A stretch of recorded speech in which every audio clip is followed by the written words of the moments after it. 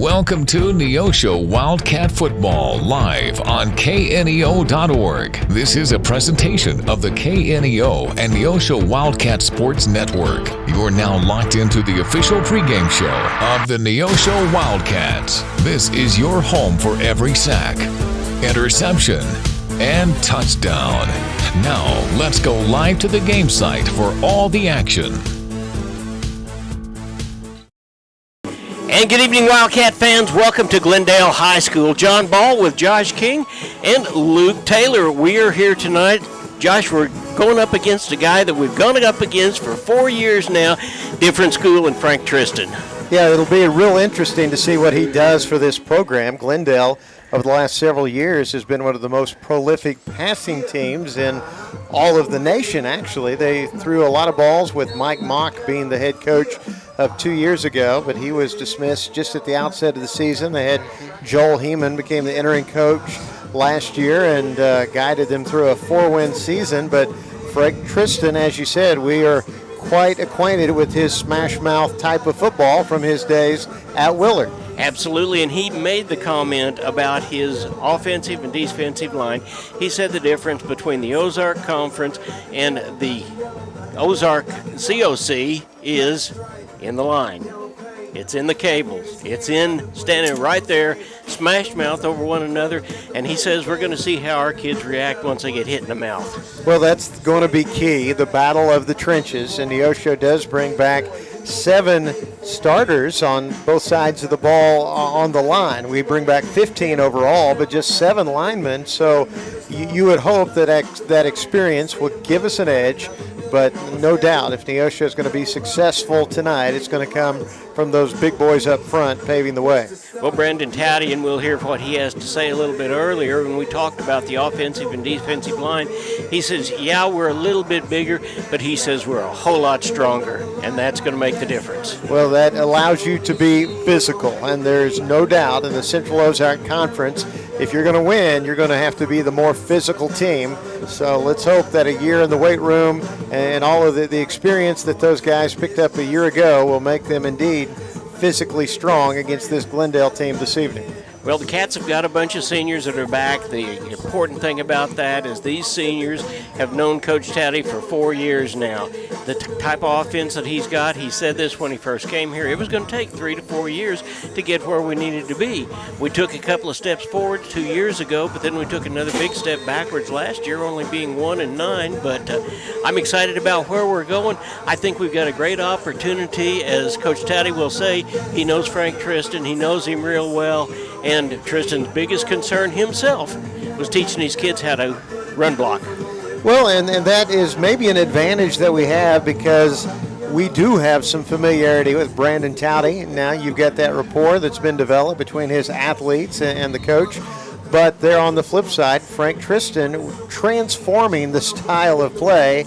And I know the coach told you that, I mean, there are kids that maybe have never lined up on the field to run a running play per se because it was all throw and go. So it will be interesting just to see how fast that transition occurs.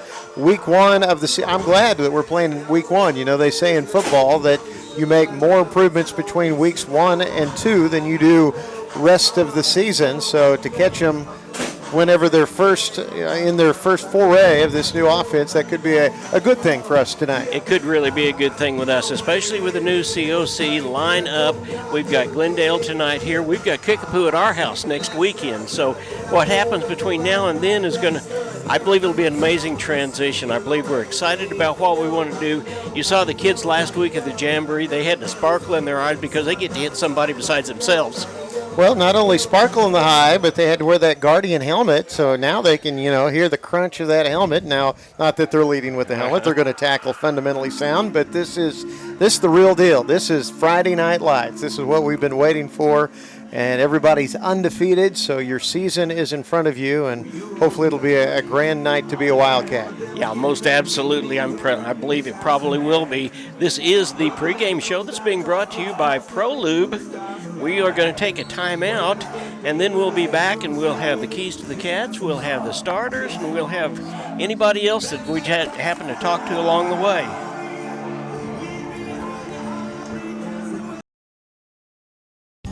Family Market, located at 201 North Neosho Boulevard, is your friendly hometown grocery store with delicious deli and the best selection of fresh meats and beautiful produce. Family Market can also take care of all your catering needs. Whether your upcoming event is big or small, Family Market can handle it all. Call 451-0057. That's 451-0057. Check out the Family Market Facebook page for weekly specials. Go Wildcats from Family Market of Neosho.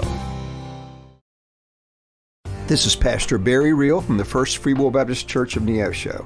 Though our culture seems to be rejecting the idea of truth, we remain committed to obeying God's Word by speaking the truth in love. We would love to share God's truth and love with you. We're located at 960 Burr Crossing Road in Neosho, and we meet on Sunday mornings at 10:45 a.m. and then again on Sunday and Wednesday nights at 6 p.m. Find us on Facebook at First Free Will Baptist Neosho or call 918-413-5465. People's Bank of Seneca, proudly investing in our community and you since 1996. Locations in Joplin, Neosho, and Seneca. Bank PBS, peoplesbankofseneca.com. If you're a weekend warrior who likes to go, go, go, don't let pain put the brakes on your pace. When you need help with an injury that keeps you from moving, you want an orthopedic team with a proven track record. Freeman Orthopedics and Sports Medicine is nationally recognized, and were recently named CareCheck's #1 hospital in the market and top 10% hospital in the state for hip fracture repair. Freeman Orthopedics and Sports Medicine, the experience you need to keep pace with life. Fawcett Greenhouse at 898 Baxter Street in Neosho is a proud supporter of Neosho sports. Springtime brings growing season and baseball to the Neosho area, and Fawcett Greenhouse supports all Neosho spring sports and wants to wish all Wildcats good luck for a happy and safe season of competition. Fawcett Greenhouse can supply you with all your home landscaping and gardening needs. For more information, the number is 417-451-5369 or FawcettGreenhouse.com.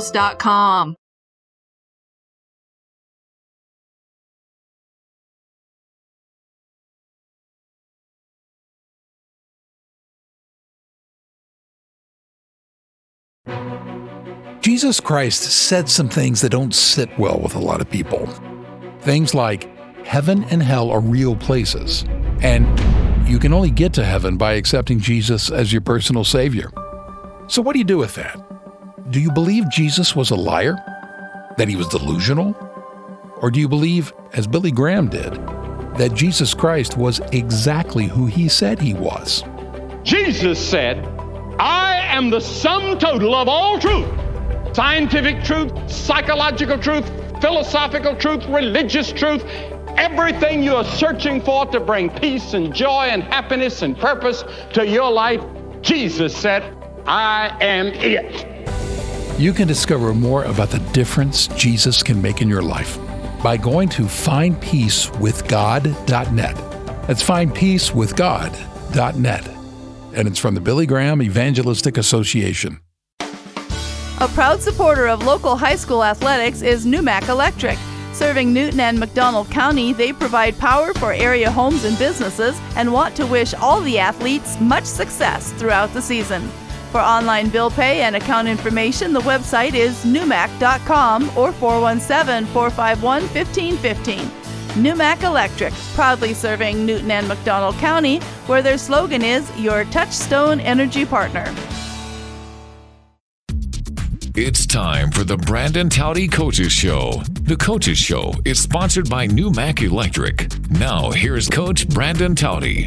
I'm John Ball, and welcome to the first edition of the Brandon Towdy Coaches Show for 2024. Coach, thank you so much for being with us. I appreciate you having me on. You bet. Hey, we had a jamboree the other night, and I thought the Cats looked good. Yeah, I thought we did a good job. You know, our kids came out and they flew around, they played with high energy, and they were aggressive and on both sides of the ball, and then we were physical up front, and we tackled well and swarmed the football. So we saw a lot of good things, and, you know, we got to work out some of those nerves with a couple guys in new spots and starting in those positions for the first time, so they got to play under the lights for the first time. And just like any jamboree, there's things, you know, that we saw on film that we're going to have to clean up, but overall, I was super pleased with our kids and how they performed. Hey, let me go back to your first statement about we were physical up front. Looks to me like we've got an offensive line, probably as big a line and as physical as you've seen in the 4 years you've been here. Yeah, absolutely. This is definitely the biggest and more importantly, the strongest line we've had, in my time at Neosho, and that's a testament to the kids buying into the weight room and just working year round. Most of those guys are doing powerlifting in the winter if they're not wrestling or playing basketball or something of that sort, and then they worked hard all spring on top of their spring sports and then all summer as well. And so it's been a 4-year process for a lot of those kids, and they bought in, and it's just a testament to their hard work, and just really excited to see them be able to showcase all that work on Friday nights. Well, Cade Spiva, your quarterback, is a 3-year starter. He played safety last year. Looks like Camden Smith has kind of camped out in that safety position, hadn't he?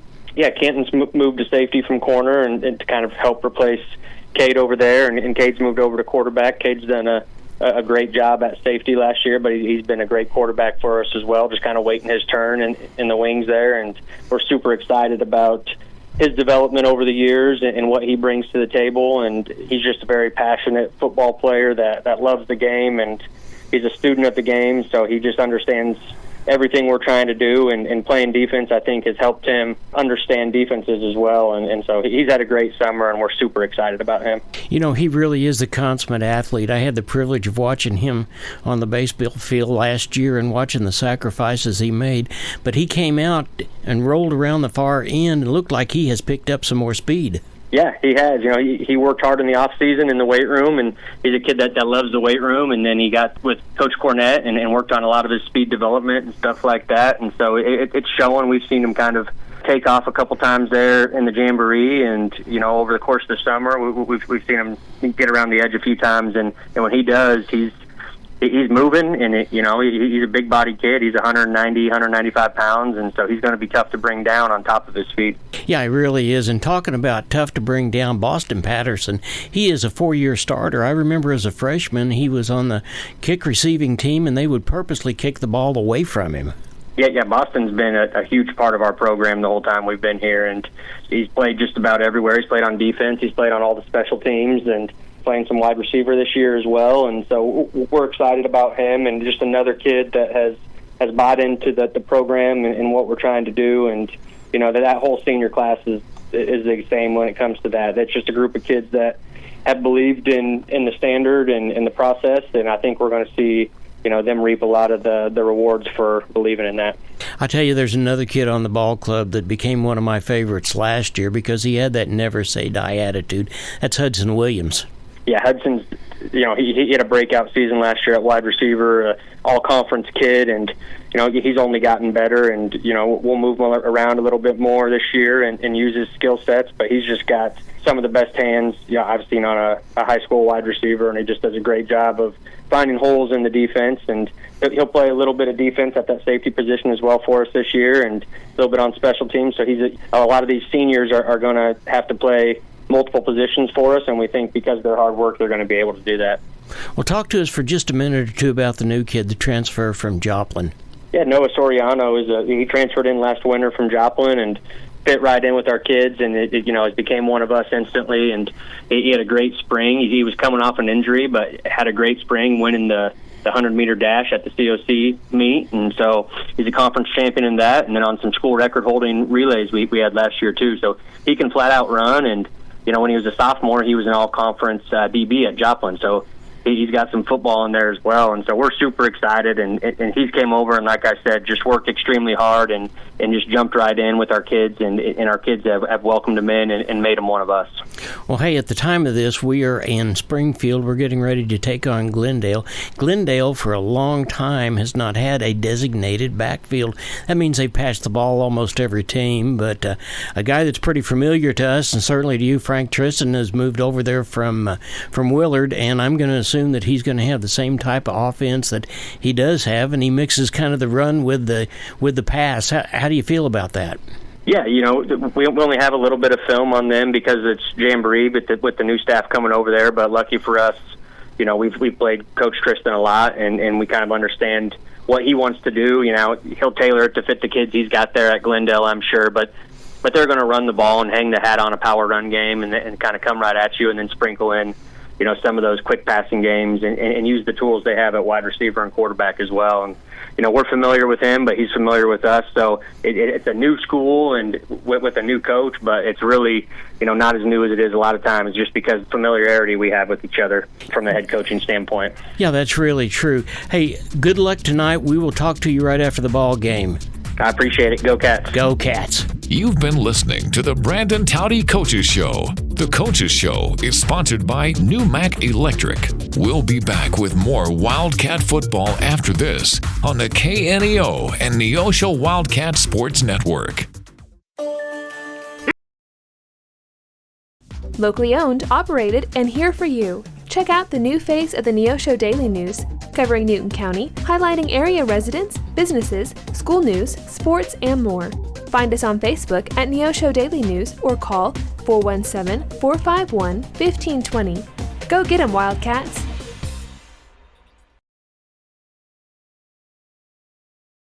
Welcome back to Glendale High School. John Ball and Josh King with you. We're getting ready to start this ball game. A programming note, it won't start, though, until about 10 minutes after 7. But, Josh, while we're talking about programming notes, with the distance we have to travel in the new COC, all the softball games, home and away, are scheduled for 5 o'clock as opposed to 4:30 the way that we used to do it. Well, that will be good for traveling. That's with all these big conference changes, you got a lot of miles to have to travel, so that is at least accommodative to parents, although it makes for long nights when you get home from that bus trip. It does, and you know who we're going to accommodate first is we're going to accommodate Waynesville, who is coming up from up around the Fort Leonard Wood area. They will be the first ball game on the 3rd of September, so we want everybody to be with us, but more than that, we want them to come on out and cheer for our Wildcats. Our Lady Cats have worked really, really hard. Hey, they're coming off a great season where we were the conference champions and we were the runner-up in district. And knowing Kate Cummings, and we'll hear from her in a little bit, like I know Kate Cummings, she said, well, we didn't get all our goals. We want to be conference champs and we want to be district champs. Well, it's great that they have that fire. Katie's going to push those Lady Cats, no doubt. They do have some key players back from a year ago, so hopefully it'll be a great year for the Lady Wildcats softball team. But it will, and speaking of key players back, Cade Spiva, who has been playing in the secondary for the Cats, had 116 tackles last year, is going to be behind under the center. He'll be throwing the ball. He will have Denver Welch in the backfield with him, and then we're going to have any one of 4 different combinations of wide receivers. Well, you do have, Hudson Williams, who is all conference a year ago, so you do have a very familiar passing weapon to throw to, but you're right, you still got Boston Patterson, Brock Pyle back, and got a new member of the team, and Noah Soriano, who transferred from Joplin, and evidently he can really fly up the field, so that gives Neosho a deep threat, and hopefully that'll spread out the defense a little bit and help make for some bigger running lanes for Denver Welch, who not only is a load to have to tackle, it does catch the ball very well out of the backfield. Yeah, he does. He has really soft hands. But Soriano's not only good on the offensive side of the ball, on the defensive side, he was one of the all-COC conference defensive backs. Well, the defense obviously is going to have to step it up this year. I mean, that's been the case with Coach Towdy's teams the last few years. We can score a lot of points, but it means you got to at least slow down the opposition as well. It can be a track meet, it can be a score-a-thon, but you got to score more points than the other team. So anybody that you can utilize defensively to slow down the opposition is a key member that we need. Well, defensive coordinator Josh Sonis has said that he realizes that it was his first year last year, but he really is concentrating on doing just that and putting a stop defense together, and that would be really good for us tonight.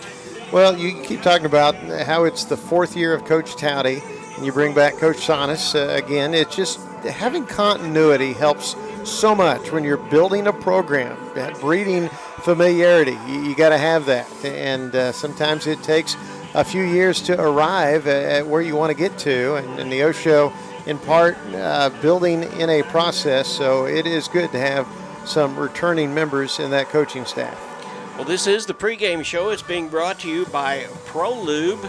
your tire and auto maintenance center. We're going to take another 3-minute timeout. We'll be back with keys to the Cats, and we'll have the starting lineups, and we'll talk a little bit more. We've got our conference, not only our conference is ready to go, but today we had district, and we'll talk about the district picks here in a little bit too. You are watching Neosho Wildcats on the KNEO and Neosho Wildcat Sports Network. At Calvary Neosho, we aren't your grandmother's church, because she lives in Akron, Ohio, and that would be a terribly long commute for church. But if she did live in Neosho, we at Calvary would be delighted to have her come visit us. And since you live here, we would definitely like you to come visit us. Then, when your Nana comes to visit for Christmas, you can bring her to church and introduce us to her. We're sure she is a delightful lady. You can find us at Facebook.com/Calvary of Neosho, or join us in person at 3650 Oak Ridge Extension. We gather for worship Sundays at 10:30 a.m. Calvary Neosho. Not your grandma's church, but we'd sure like to meet her. Being a Lion comes with a reputation for excellence.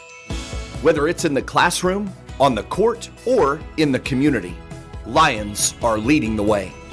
With innovative and immersive academic programs, new scholarship opportunities, and a campus committed to the future, now is the perfect time to find your purpose. Find your pride at Missouri Southern State University. KNEO would like to thank the Big Nickel for sponsoring this portion of broadcasting on 91.7 FM. The Big Nickel is an advertising shopper for thousands of different items, from automobiles and livestock to help wanted and real estate. It covers a 70-mile radius in the 4-state area and is available in area businesses each week. Located at 1931 East 20th Street, Suite 103 in Joplin, Missouri. Their telephone number is 417-624-4100. Looking for a bank that puts community first? Look no further than First Community Bank. With our friendly service, convenient locations, and a wide range of financial products and services, we're here to meet all your banking needs. Whether you're saving for the future, buying a home, or starting a business, we're committed to helping you achieve your financial goals. Come experience the First Community Bank difference today. First Community Bank, where community comes first. Member FDIC. I am a Missouri Farm Bureau insurance agent, and I'm here to talk about life, your dreams, your work, your family, and how you can protect it all with a company that will talk to you with the honesty of a farmer and take care of you with the integrity of a neighbor. I'll make sure no detail is left uncovered so your family can breathe easy. Because just like you, I chose to build a life in Missouri too. I'm a Missouri Farm Bureau insurance agent, and I'm from Missouri for life. I am Josh Dotson with Missouri Farm Bureau Insurance Services. If you're in Missouri, I'm for you. And welcome back to the Neosho Wildcat pregame show here on KNEO. Josh King along with John Ball, Luke Taylor keeping us afloat, making us look pretty on the video, on the camera. I'm just trying to remember what I'm doing here. It feels like it's been a long time since I've done a game, but John and company wanted some help, and I tell you what, they're pretty desperate when they call on me. But regardless, it's always good to be part of this broadcast again. But part of this broadcast means we get the insights of John Ball as we approach the Keys for the Cats that are sponsored by State Farm agent Eric Norris in Neosho, located at 437 West Kohler Street.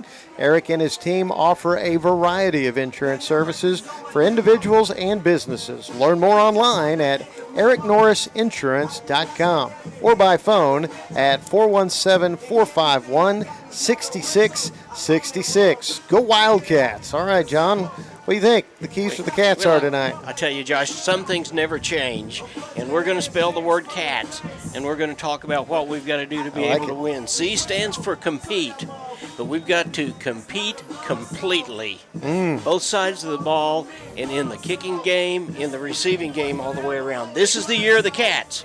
We've got to get off to a great start. We've had kids in the weight room all summer long. Coach says they've done a great job in the weight room and on the field as well. We've got a lot of experience with these Cats. We've been talking about the number of people that we've had that's been with the coach for the last 4 years. This is a great chance to start off a very successful season, but we do it right here tonight in Glendale. A stands for Acuum. This ball club knows better than anybody else how to make the offense gin and put in a stoppable defense on the field. The confidence that this team exudes will carry us a long way in this new COC. Because there's teams in this new COC, for them, it's their first year. We've been here a long time. We've got a little longevity with us. T stands for time tested. This team has 15 returning starters, which is the best roster that Coach Brandon Towdy has had in his history at Neosho. It's just a matter of doing it right, and the kids know exactly what to do. At this time, it's a matter of working hard, being ready to go with our no-huddle offense and wearing these Glendale kids out. And we'll be able to do that. S, start with the end in sight. This year, the Neosho Wildcats have an opportunity for the first winning season since 2018. But it starts right here, right now, and we just keep count of every victory we have. If we do that, then we're not only going to have a great run in the COC, but we're going to have a great run in Class 5 district playoffs. I like all of those, John, and I like that, Cats, it's easy to spell, C-A-T-S, but it makes for some really good points, and I love the way start with the end in sight. We are undefeated right now, as is every team on this first Friday night light of the football season, but you start with a W tonight. You know what? You're well on your way toward that winning record, and it's one game at a time. All those cliches that the coaches throw out, but this is a game that I think the Wildcats have a good shot to win, to try to snatch one on the road, and hopefully we can pull that out here in Springfield. Well, I think you're absolutely right, and I am full of programming notes tonight. We want to remind everybody to stay tuned at the end of not just this football game, but our softball games, our basketball games. We will have a coach up after each and every ball game to give us kind of their idea of what they told the kids, what's happened, maybe bring some kids up as well. And that is being sponsored by Arvis Bank in Neosho. So ball game is over. Don't click us off. You want to hear from the coach, and it's a great opportunity to get to know the kids, get to know the offensive schemes and the defensive schemes straight from the horse's mouth. That's right, and they get to be celebrities, just like John Ball. So you need to make sure you tune in for that. District playoffs, let's talk about that for I'll tell you what, Luke, let's take another 3-minute timeout, and we'll come back and talk about district playoffs. Listening to Wildcat Sports on the KNEO Sports Network. The Roper Kia 4-State Sports Report will provide up-to-the-minute scores and highlights from around the 4 states.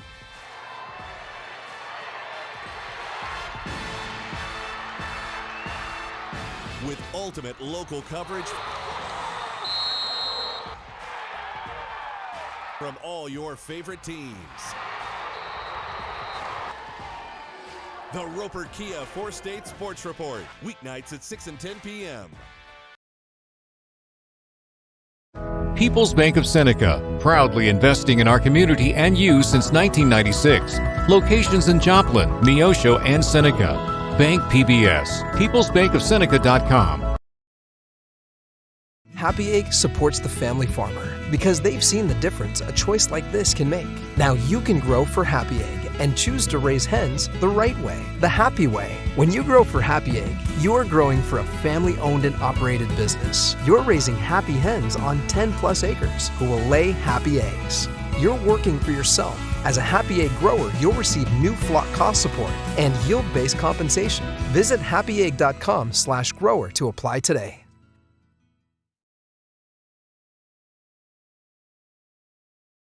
At ProLube Tire and Auto Center, we know what it means to rely on your vehicle. We race all year and know how to get that extra inch out of every part.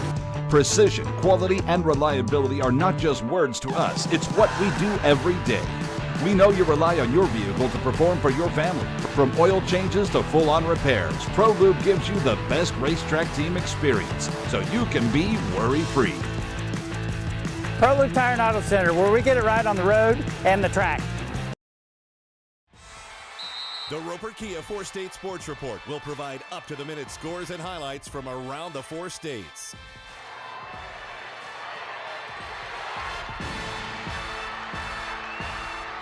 With ultimate local coverage from all your favorite teams. The Roper Kia 4-State Sports Report, weeknights at 6 and 10 p.m. Clark Funeral Homes, with 2 locations, 312 South Wood Street in Neosho and Highway B at Highway 86 in Granby, is proud to be a part of these local communities. Established in 1890, they specialize in a variety of funeral service options, including traditional, cremation, and graveside services. They also offer monuments. Clark Funeral Homes, 417-451-2345, or online at clarkfuneralhomes.com, a sponsor of KNEO and Neosho Wildcat Sports Network. Singing is my career and my calling, but I'm also a mother of 4. And as entrepreneurs, we weigh the cost of every decision. Medical bills are no longer a worry for our family, so I can focus on my calling. And our family. Joining Christian Healthcare Ministries was one of the best decisions we ever made. We're the Blair family, and this is our CHM story. Choose your doctor without network restrictions, all at an affordable price. Enroll anytime at chministries.org/enroll.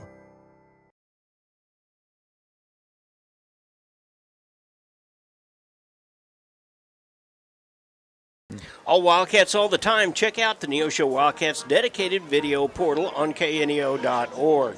It's a site dedicated completely to your Neosho Wildcats. Watch the games live and see the upcoming game schedule on Neosho Wildcats portal at kneo.org. Josh, let's talk about district for just a minute or two. The Neosho Wildcats, this group, the football Wildcats, we're going to be in a district that is comprised of Belton High School up around the Kansas City area, Carthage High School, Grain Valley, which is somewhere up around the Kansas City area, Raytown, Ruskin, and Webb City. So a few of those guys we've had an opportunity, obviously, they're in our district. Well, it is. I mean, it is our traditional rivals there in Carthage and Webb City versus all Kansas City schools, basically. Ruskin is one that we've seen through the years. They've played down here at Neosho Wildcat at Bob Anderson Stadium. I do remember, in fact, one of my all-time favorite names to say in a broadcast was the defensive end for Ruskin. His name was Akina Anikachua.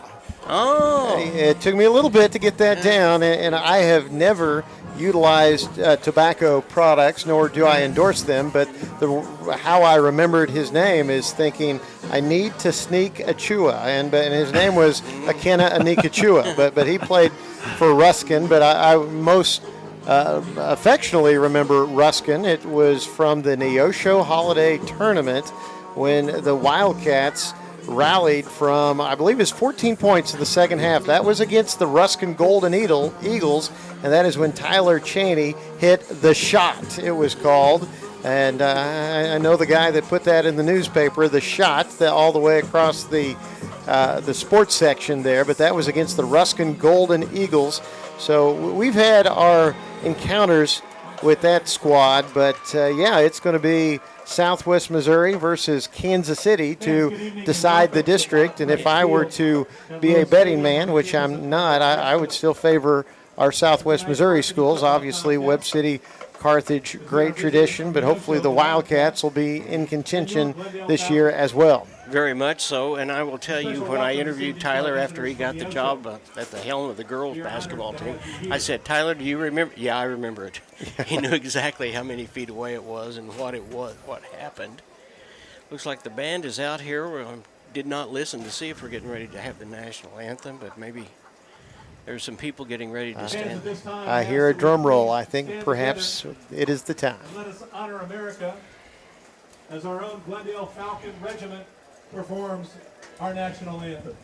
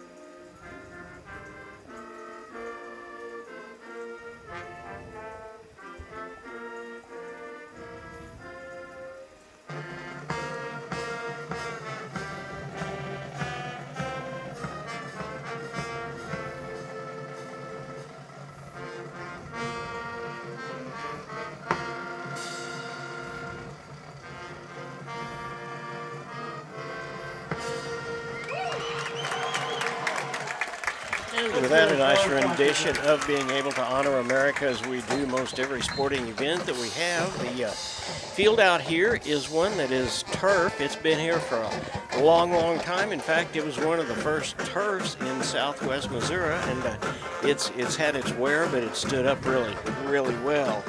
Softball. Let's talk about softball. Now, we had the regional last year. It was in Joplin, and our Lady Cats went all the way to the championship game. So it's going to be real close with the exception of a couple of teams that we still will play during the year. It's going to be Carthage. It will be Joplin, Lee Summit High School, Lee Summit North, Lee Summit West, Raymore Peculiar, and Webb City. So there are several teams in there that we certainly will have played before the year is out, but then there's a couple of extras along the way as well. Yeah, it is amazing how southwest Missouri and Kansas City has become so geographically close somehow. I don't know if the two areas move closer to one another somehow. I wasn't aware, but no, I know it comes down just to the size of schools, and between the Joplin area and Kansas City, there's not many schools that would classify attendance-wise for Class 5 or 6 or 4, depending on the sport that you're playing in. So that's just how that works out. That good for us if we're hosting, not so good for us if we're traveling. Absolutely. Well, let's take another 3-minute timeout. You are watching and listening to the ProLube pregame show. We'll be back with the starters right after this. You are watching Neosho Wildcats on the Neosho Wildcat and KNEO Sports Network.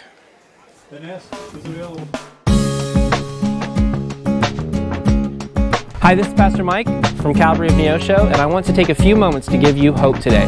Are you feeling overwhelmed with the daily struggles of affording rent, paying for groceries, buying gas? I want you to know that there is a God who is big enough to handle all these problems and bring you relief. He wants you to live free from worry and stress. James 4:2 says, "You have not because you ask not." Have you asked God to help you today? For KNEO Radio, I'm Mike Leake. At the Hillcrest Church of Christ, we're striving to be His own people, eager to do what is good. Join us for worship at 10 and 6 Sundays, and for class Sunday morning at 9 and Wednesday evening at 7. You're sure to find a warm welcome and friendly people seeking to please God according to His Word. Wildcats, join us every Tuesday morning before school for Devo and Donuts at 7 a.m. Learn more about the Hillcrest Church of Christ at neoshochurchofchrist.org. Sam Gorm and Aaron Mitchell are your specialty risk insurance agents for Neosho and the surrounding area. They've been involved in Neosho sports since their own high school days and know the importance of athletic competition and how it teaches students life lessons every day. For all your home, auto, life, farm, ranch, and crop insurance needs, call Sam Gorm today at 417-850-5116 or Aaron Mitchell at 417-483-8337. You can also learn more online at specialtyriskinsuranceagency.com. Go Wildcats!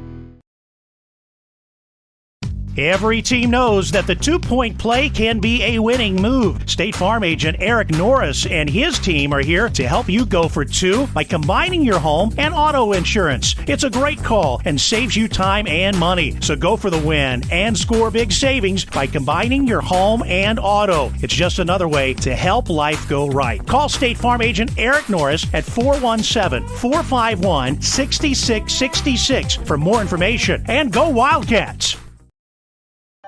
Insurance Benefits Consultants now has 2 locations to serve you. They're located at 1009 South Neosho Boulevard in Neosho and at 701 Northwest McNelly Road in Bentonville, Arkansas. They are proud supporters of the KNEO and Neosho Wildcat Sports Network. They provide Medicare and Medicaid supplemental policies, as well as life, health, and group health insurance plans from companies like Allstate and Colonial. For more information, call 417-451-4244 or in Arkansas, 479-431-5226. Welcome back to Wildcat Football as the game is set to begin in about 12 minutes. There was a slight delay to the start of tonight's game, and so don't worry, everything's moving along just as it should right now. But I want to thank a few of our sponsors who have made this broadcast possible tonight. Edgewood Bowling Center, People's Bank of Seneca, Missouri Southern State University, Compton CPA Group, First Community Bank, Specialty Risk Insurance, and Pro Lube Tire and Auto Center. Thank you so much to them for making this broadcast possible. Josh, since we're kind of going down memory lane, let me tell you one of my very favorite plays. It was a basketball play, and we were playing Willard. It was Danny Arreo. He jumped up, and Sam Cook had to have gone 12 feet off of the floor in order to block that ball and almost knock it out of the stadium. Yeah, I do remember that. I was thinking, get that out of town, Sam. That was definitely a presence that he brought, and obviously a pretty good football player as well. But, yeah, you and I have a lot of good memories like that, traveling on the road together for several years, calling all those Wildcat sports. Yeah, it was an awful lot of fun. Well, hey, we've got about 10 minutes before we get started. Let's give the folks the starting lineups. What do you say? All right. Well, I've been tasked with giving you those Glendale Falcons, so I'll get them out of the way first. Let's start with their offense. Let's start on the offensive line, going from the right tackle to the left tackle. You've got number 55, Brett Osborne, a 230-pound junior. Tristan Franco, he's a 240-pound junior at guards. Saul Spurgeon, he is the center at all 355 pounds. He's a senior. Number 63, number 77, Connor Gepkin, a 280-pound senior, is a guard, and the other tackle is Elias Meekins, a 295-pound senior. The wide receiver crew includes Caden Bellamy, a 130-pound junior. You have Trevor Heeman, a 165-pound sophomore. Liam Wormington, a 195-pound sophomore, and Cameron Richardson, a 170-pound junior. The running back is Jalen Lockett, a 195-pound senior, and Cash Newberry. He is the quarterback, a 165-pound junior. On the defensive side for the Falcons, the three men up front, it's Bryce Fagel, a senior of 225 pounds. Hogan Waldowski, he's a 255-pound senior at the nose tackle. And Saul Spurgeon on an end, he's a 355-pound senior. The linebackers are Brady Yates, a 200-pound sophomore.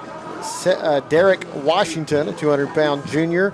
Scott Rollins, a 200-pound sophomore, and Jalen Lockett, 195-pound senior. The safeties are Samurai Pickett, a 180-pound sophomore, and Cameron Major, a 160-pound sophomore.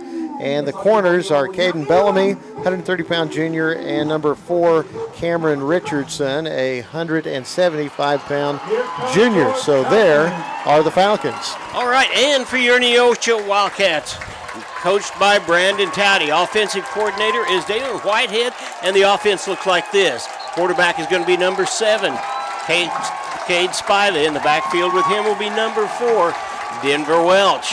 And a wide receiver, it's going to be Hudson Williams, Noah Siriano, Brock Pyle, and Boston Patterson. On the O-line, it is going to be Nathan Rogers. It will be Evan Tomlinson, Tice Harden, Ramono Florentes, and Bryce Warren. I'll get it in just a minute. But I was trying to get ahead of myself. Bryce Warren is one of those guys on the defense that will be a stalemate. But for our defense, and the defensive coordinator is Josh Sonas, it is going to be Jackson Edel, Evanson Tomlinson, Gabriel Bromstead, Bryce Warren, Trey Harden, Corbin York, Brody Crane, all linebackers. And our safeties will be Hudson Williams, Kenton Smith moving back to that safety position. Noah Soriano will be a corner, and will Boston Patterson. So the Cats are getting ready. They'll be coming onto the field in just a few minutes. The Falcons, dressed out in blue with red lettering, have already made their presentation, and they're getting ready to go. And apparently we're going to see the Cats here in just a minute or two. Excited to get this ball game going. A lot of the Neosho faithful are already here over on the other side, but Glendale likes their football, Josh. They do. Good crowd on hand. Friday night lights are upon us. As John said, Wildcats about to come out onto the field. Glendale Falcons, coached by Frank Tristan. They won 4 games a year ago, but this is his first year at the helm, taking over a team that's going through some radical change as they were all out, throw the ball all the time, with Mike Mock being the head coach for a long time. It was high-octane football. If you remember, Mike Mock's son, Matty Mock, was a Missouri Tiger quarterback, and so they like to get the ball up and down the field. Of course, Frank Tristan with those Willard Tigers, they would pound the ground, and I suspect for us tonight, as John said in the pregame, we're going to have to learn how to stop this running attack. Yeah, Frank Tristan left Willard last year with a 5-6 record, best record he had since he had been there. But deep down in his heart, he's always been a Falcon. He played football here, he played basketball here, he ran track here, and he said one of the things he's most excited about is being part of the Springfield public school system again. Well, he has been a very good coach, has a great track record. But this Wildcat team, coming off of a year that was challenging, we're in a lot of close games. We definitely proved over the last few seasons that we could score a lot of points. Just slowing down the defense or slowing down the opposition was a challenge at times. But this year, John, you bring back 15 starters. That is a wealth of experience. And you bring back, a all-conference receiver in Hudson Williams. You bring back a very proven running back in Denver Welch. And Cade Spiva is the quarterback who grew up playing quarterback his whole life. I know he's been groomed for this opportunity, and I'm excited for Cade, and I'm excited to see what this Wildcat offense will do here in 24. Well, yeah, because we had such a prolific quarterback in Hughes for a period of time, Cade kind of got the back. But I tell you what, I grew to love that kid when he was playing right field for the Wildcats baseball team. There's not a thing that he wouldn't do, and I've been out and I've seen exactly how accurate his arm is. And you got someone like Denver Welch that ran for 878 yards. He had 288 yards in receiving and 14 touchdowns. Then you put that together with a kid by the name of Hudson Williams, who had just as many, an all-COC receiver. There's just one thing missing, and that's that offensive line, giving Spiva enough time. And I'm convinced, because Spiva has that football IQ, he's going to tear this defense apart. Well, it is a line with a lot of experience. As we said earlier, there's 7 returning linemen when you talk both sides of the football. Wildcats are on the field now, and they are sporting the all-white uniforms with the black numerals, black helmet with the gold Wildcat on the side. Glendale Falcons with that baby blue color with the red numeral, white helmet with the blue stripe, and we are getting close to kickoff. Yeah, let's take another 2-minute timeout, and we'll come back and we'll be ready to kick the ball off. You are watching the Neosho Wildcats in their 24-25 season begin tonight here on the KNEO and Neosho Wildcat Sports Network. Financial investments are very important, but so are the investments of time, patience, and encouragement our young athletes receive from their coaches, teachers, and mentors. Joe Ringstaff, your Neosho Edward Jones financial advisor, understands this. That's why Joe Ringstaff is a proud sponsor of the Neosho Wildcats on KNEO. For all your investment needs, call 417-451-7789 or stop by the office at 2502 Luss Drive, Suite D in Neosho. Edward Jones, making sense of investing. Member SIPC. We all have those days where we don't want to get up. But when we have true discipline and choose to rise up,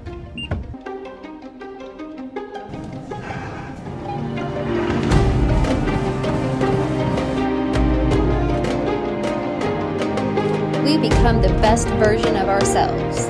To start your journey today, visit risefitnesscenter.com.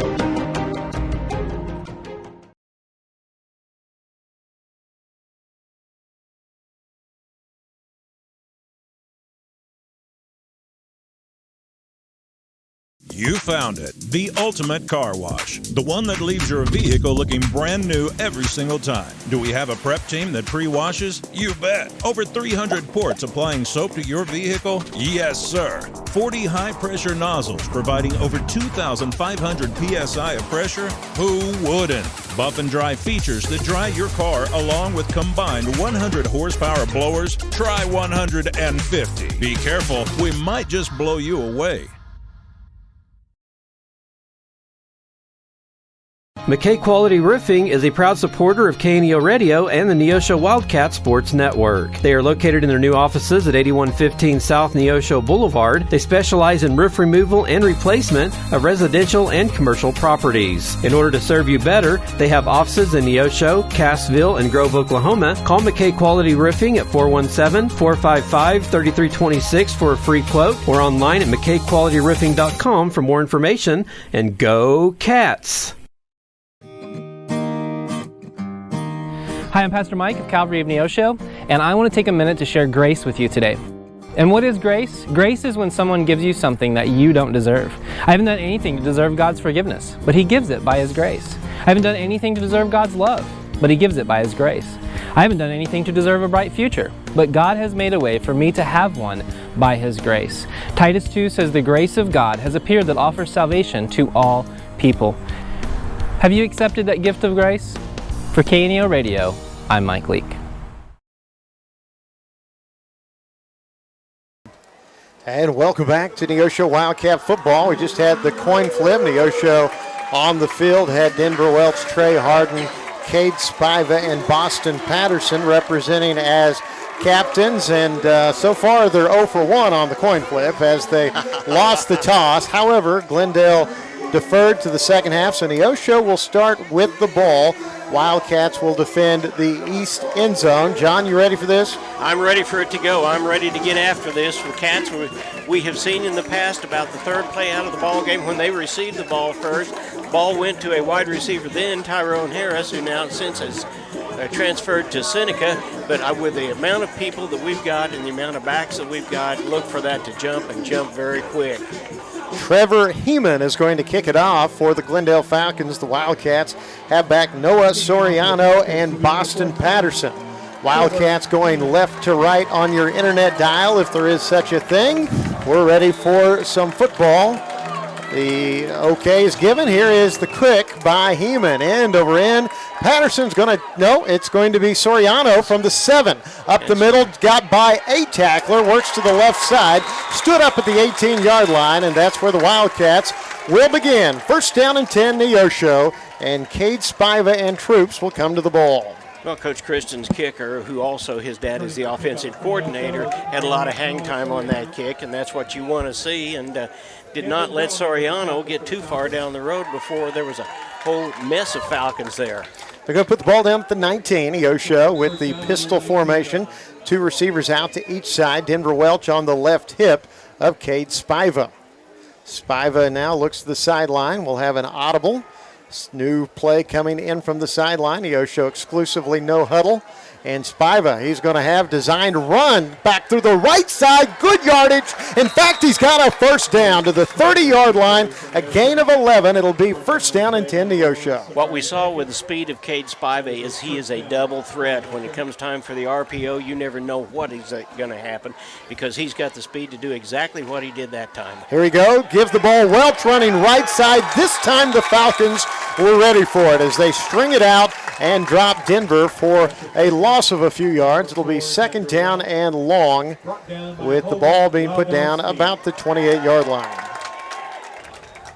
Now the offensive line has got to get off of the ball. It's just all there is to it and give Welch the opportunity to go. He bellies Welch, throws out in the flat, pass incomplete. Just a quick hitting throw out toward Hudson Williams. That one underthrown. It'll bring up third down 12. So a big play Neosho needs to come up with here on the first third down of the ball game. 11-11 to play first quarter from Springfield, the home of the Glendale Falcons. Welch on the right hip is Cade Spiva. Wildcats look to the sideline, get an audible from Brandon Towdy. Welch now lines up on the other hip of Spiva. Straight drop, looks over the middle. Pass intended for Soriano. He can't pull it in. It was a high throw. It hit him in the hands on the run. Just couldn't quite pull it in. Maybe some first game jitters, but that one could have went the distance. Yeah, it absolutely could. And there you saw the accuracy of Cade Spiva because he threw that ball 20, 30, 40 yards and just barely was out just a little bit. So now Hudson Williams is going to punt it away for Neosho. Fourth down and 12 just into this ball game. Awaiting the snap. It's a good snap. Kick is away. And end over end going to be taken at the 35-yard line. And up the field comes the return man, which is number 3, Caden Bellamy. And he's going to be tackled about the 46-yard line. So that's going to be an 11-yard return after the punt by Hudson Williams. 1st and 10 for the Falcons. He was tackled in there by Caden Smith for the Cats. So now it is the Falcons under the control of Cash Newberry, the quarterback. 2 receivers split out each side. He's got Jalen Lockett on his right hip. And he hands off. No, he fakes to Lockett. He runs right side, rounds the corner, and is upended after he crosses midfield. So Newberry with a good run on the first play from scrimmage for Glendale. He'll get 4 yards. It'll be 2nd and 6. Tackled in there that time by Boston Patterson. One of the things that Coach Tristan said is this is going to take an awful lot off of Newberry because he's not going to be pressured to make the big play every play. Well, that was a good run by Newberry. So Neosho and Glendale both being effective with their quarterback running the ball here early on. Here's the pressure and going down. No, he somehow broke the sack initially, but he still is going down. Number 55 for the Wildcats, Bryce Warren with the sack, but he was pressured right away. He did that for us game after game after game last year, coming from his defensive end position to make those tackles for loss. So it'll be 3rd down and 8 from the 48-yard line of Glendale. However, how in the world Newberry ever got out of that mess of Wildcats to begin with, not going to throw him for a bigger loss, I don't know. I agree. I'm surprised he broke the first tackle. He's got 2 receivers to each side. There's a flag on the play. This play will be whistled to a halt. Yeah, that's going to be an offsides, it looks like, or a false start on the Falcons. 9:36 to go in this first quarter. As John said, it is illegal procedure on the Falcons. So that will make it 3rd down and 13 from the 43-yard line of Glendale. Wildcats obtained a first down before punting the ball away. Falcons have been held without a first down thus far. Even Tomlinson out there in the middle for the Cats looks like a man among kids, doesn't he? Look at him. He's gained some weight. He's even faster than he was the year before. He is a big 315 pounds. 3 receivers left side. Newberry's going to dump it out of the backfield. Lockett, and he'll slip down and tackled. Minimal gain as he was worried about getting up the field. But Neosho's number 52, Gabriel Bastide, drops him after a gain of about 2 yards. You know, there's a flag on the play. I don't know whether it's a holding call or whether it's going to be taunting by the Wildcats. It is unsportsmanlike conduct against Neosho, which is not good at all because Wildcats with that stop was going to have Glendale looking at a 4th down and 13. But now the penalty is going to give the Falcons a fresh set of downs. Yeah, it really is, and that's one of the things the Cats are going to have to do. They're going to have to rein in their enthusiasm, and that's all that was. It was a little bit of enthusiasm, but it turned into an unsportsmanlike conduct. We are going to have to stop that. We're going to have to settle down, and we're going to have to do what we know how to do. And so far, this defense has done a pretty good job of making the stops. It was a good stand there, but just a mental mistake. Now it's 1st down and 10 from the Neosho 41-yard line. Newberry, 3 receivers left, and he gives Jalen Lockett. He's tripped up at the line. Big Everson Tomlinson caught him right at the line and brought him down. Nice job that time by the man that fills the middle for the Cats. So it'll be a loss of 2. It'll make it 2nd down and 12 from the Neosho 43. 8:52 to play, first quarter, scoreless. This is Glendale's first possession after the Wildcats got a first down before punting away to the host Falcons. 3 receivers left, 1 to the right side. Newberry to throw. Flush from the pocket. There is a flag on the play. Newberry turns the corner, and he has positive yards. And finally ripped down after a gain of about 7, but we await the penalty. This flag in the back would lead you to believe it was offensive holding. I'm not sure what the one up at the line of scrimmage was. So the penalties thus far has not The penalties have not been favorable to Neosho. In the early going, Neosho had Glendale looking at a 4th down before an unsportsmanlike penalty wiped out a 4th and 13. Here comes the umpire. And we do have a false start against Glendale and a hold. Yes, and sir. a hold. Yes, so we'll decline the false start and take the latter, the more egregious penalty. So it's going to improve Neosho's defensive situation against the Falcons as they will assess and march the ball all the way back into Glendale territory. They'll put the ball down at the 47-yard line, so we're looking at a 2nd down and 21. Once again, Bryce Warner was in there, and they actually had to stop and pull the ball back down before they could throw it that time. 8:29 to play in this opening quarter. This is time for the Cats to make a real stop right here. Newberry with Jalen Lockett beside him. He's going to throw the ball. He heaves it deep down the field. It is overthrown. Pass was intended for Cameron Richardson. Caton Smith doing a good job in pass coverage, but they were just trying to stretch the field on 2nd and 21, so now it's 3rd and 21 for the Falcons. So Wildcats, good opportunity to get Glendale to punt it away. If we can just get a stop, we can bend a little here, but we can't break. No, we can't. We can't. Hudson Williams over on one side and Kenton Smith on the other side as a free safeties. And you know he's going to throw the ball. And he's going to throw over the middle. Pass is intercepted by Neosho. And coming up the left sideline across the 40-yard line, knocked out of bounds. The Wildcats with a huge play by Hudson Williams as he jumped the route at the 34, brings it into Glendale territory. That was the defensive play we needed. That was absolutely the defensive play we've needed. I tell you what, Josh, we got to watch. I've been watching Hudson Williams for 3 years. He impressed me so much on the baseball team last year. He played third base. He was a pitcher. He would walk.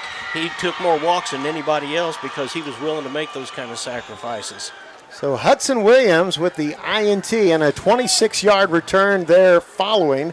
1st and 10 from the Glendale 40-yard line. Spiva looking down the field, and he throws incomplete, intended for Hudson Williams. So trying to reward him after he made the defensive play, but that just beyond his reach up the far sideline. Well, it was just beyond his reach, but the ball was thrown exactly where it needed to be. Williams' body was between the ball and the defender. I agree. No one was going to catch that but Hudson. That's right.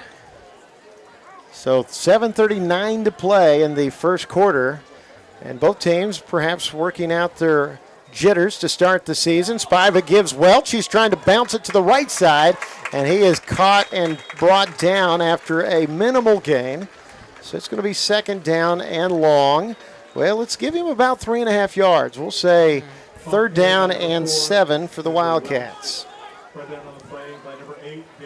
Ball on the 36-yard line. Spiva swings it out into the flat to Soriano. He's got a 1st down before he's pulled out of bounds inside the 30. And you could see the jets of Soriano as he got up the field in a hurry. Well, you're not a kid, and he puts in the afterburners, and off it goes. So that's going to give Neosho 1st down and 10 at the 27-yard line of Glendale. And Spiva gives Welch, starts right, comes back left, working his way up the middle, and he'll cross the 25 down to about the 23. Going to be about a 4-yard gain for Denver Welch. We saw Denver Welch do what we saw him do last year, which is juke and weave and move and find the opening. 6:47 to play, first quarter. Spiva bellies Welch, throws it out to Williams. Williams steps to the left side, eludes the first tackler, and we'll get maybe a yard or two, not much. So it's going to be 3rd down and short for the Wildcats. 3rd and about 6, it looks Yeah, like. we're going to say no gain on the play, so 3rd down and 6 from the 23-yard line of the Falcons. Neosho with 2 backs in the backfield, both Kason Roan and Denver Welch. Two receivers left, one to the right side. It's Roan running right side. He crosses down to the 15-yard line. It'll be a first down for the Wildcats on an 8-yard run by Kason Roan. That's a young man that the Cats really need to come into his own. He showed us in a couple of ball games last year when Welch was hurt that he wants the ball. He's hungry for it. He wants to make it, and he showed us that right there. Three receivers left, one to the right side. Welch on the hip of Spiva. Spiva run pass option, looking and throws it incomplete. Good coverage by Glendale. It was thrown in the direction of Soriano, but he was not open. So I really think Spiva was just throwing the ball away, which was a heady play. Yeah, it really was. We got timeout on the field. So, Luke, why don't you tell us about some of our sponsors? Yeah, we want to thank some of our sponsors tonight who make this broadcast possible. Southwest Missouri Bank, Farm Bureau agent Josh Dodson, Freeman Orthopedics and Sports Medicine, Calvary Baptist Church of Neosho, the Neosho Daily News, Crowder College, State Farm Insurance agent Eric Norris, Edward Jones agent Joe Ringstaff, yes, and the First Free Will Baptist Church of Neosho. We want to thank our sponsors because without them, we wouldn't be here tonight. You wouldn't be able to watch this game from home or wherever it is that you're watching. And so make sure that if you see any of our sponsors this week, to thank them for making this broadcast of Neosho Wildcat Sports possible. Well, this is one of the things that I really appreciate, Josh, is the officials calling timeout. We don't want anybody to get too hot. We don't want anybody to get hurt. We don't need any hammies. We don't need any cramps or anything like that, and taking a time out in order to give everybody some water and stay hydrated is just pretty good on the officials' part. It is. And, it's been a hot the last few weeks, so yes, players to some degree have been conditioned, but this is hot football weather when you wear all of those pads. Thankfully, it may be the last of the hot nights for the year, as it looks like we're getting into 80-degree weather. But here come the Wildcats. It's going to be 2nd down and 10 from the 15-yard line. Two receivers right, two to the left side for Cade Spiva. And he gives Welch starting up the right side. He'll get about 3 or 4 yards before being brought down. And Everson Tomlinson lost his helmet on the play. Thankfully, no repercussions from that, but it is a gain down to the 7. That's a gain of 8 yards. Yeah, he's going to have to come out now, according to Misha rules, and I agree with it. If someone loses a piece of equipment, they've got to come out for one play while they get it back on. We sure don't want somebody putting something on real fast that's going to hurt them. Spiva quickly throws it out to Boston Patterson on the sideline. He's inside the 10-yard line and tackled there. It's going to be for Neosho 4th and short. They're going to put the ball down about the 6-yard line. So Neosho is going to be looking at 4th down and 2, 5:07 to go in this first quarter. Well, you almost had to feel like that when Neosho hit the 30-yard line, they were in 4-down territory. Huge play for the Wildcats. Wildcats with Pyle on the right side. Now he comes to the middle. Hudson Williams and Patterson split out right to the left side. It's Noah Soriano. Cade Spiva out of the pistol. Bellies Welch, gives it to Welch. Straight ahead, they're trying to move the pile forward. Did he get enough? It looks like he got it. We'll see what the spot is. Yes, it is. It's a first down for the Cats. First down, Neosho. All the Wildcats were contending first down. That's a well-designed play, as you had Brock Pyle came in motion and just served as an additional blocking back for Neosho. So it's going to be to the 5-yard line. 1st and goal from the 5 for the Wildcats. Spiva gives it. Welch running right to the goal line. Touchdown Neosho. First TD of the season. Denver Welch finds pay dirt on a 5-yard touchdown run. It's 6-0 Neosho. And the fans over on the other side, the student body, which, by the way, Josh, we've got back pep buses again. They're over there. They've got their Aloha Glendale sign up, and they're just about to go crazy.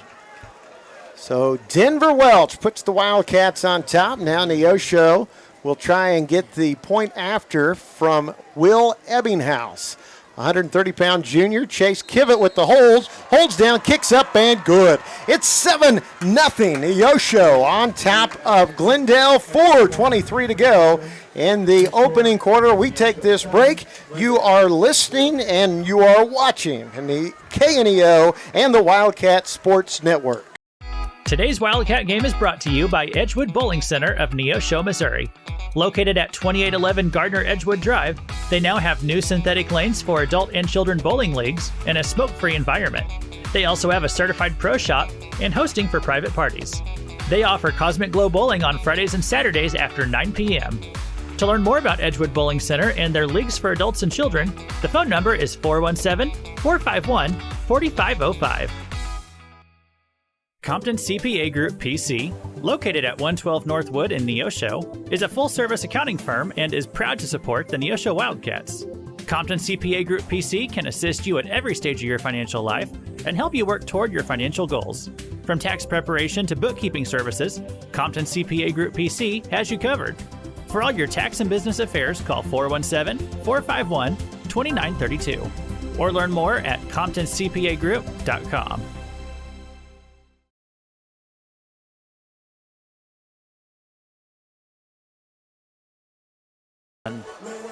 Welcome back to Wildcat Football here on the Canio Sports Network and on the Neosho Wildcat Sports Network. You're going to have Romario Cifuentes kicking it off for Neosho. John, nice drive for the Wildcats to take the first lead of the season. Well, it really was. You just had the feeling that once we got within the 30-yard line, we were in four-down territory, and that's exactly what happened. Great job by the Cats. Cifuentes' kick is going to go down to the 10-yard line. It's taken up the right side, out across the 25, where a gang tackle brings down the return man for Glendale. Cade Lawson for the Cats was in there to slow the tackle down while the rest of the Cats got in and picked him up. I believe for Glendale that was number 1, Samurai Pickett, on the return. So he got a 15-yard run. And here are the Wildcats defensively trying to stop down this Glendale team with 75 yards to go. Neosho scoring on a Denver Welch 5-yard touchdown run. But that was keyed by an interception by Hudson Williams and 26-yard return. Yeah, it was. 4 minutes and 16 seconds left, and the Cats are up. Here's Lockett running to the left side, and he'll cross the 25 and get maybe a yard, but that's it, as that Wildcat defense was stout, and Trey Harden, after logging 120 tackles a year ago, gets the stop. I'll tell you what, between Trey Harden and the other two linebackers there, Corbin Williams being one of them, those are the guys that are going to cover that middle, and that has got to give your defensive line a little bit of confidence. So it'll be 2nd down and 10 for Glendale. Two receivers come out to the left side. Jalen Lockett's going to be the right hip of Cash Newberry, working out of the pistol. And he's looking to throw. Flush from the pocket. He's going down. He's going down. Everson Tomlinson with the sack. That guy is going crazy. What a great grade. He's all over the field.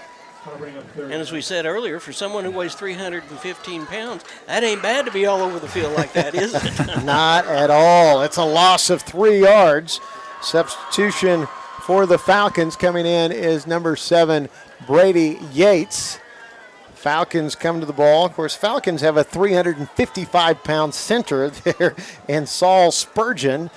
You got two receivers to each side. Newberry to throw. He dumps it. A screen over the middle for Lockett. Lockett straight up the field, but tackled by number 8, Corbin York. He stayed home, made the tackle. They will get 6 yards on the play, but a good stop by the linebacker. Yeah, well, that was a perfect play set up. They knew what we were going to do. We blitzed, but what a great job by York and Patterson, in fact, to stay home and realize that somebody's got to stop it, and they did, with about 5 yards to spare. Well, make it a gain of 9, but it's 4th down and 4, and the Falcons will have Brady Yates punting.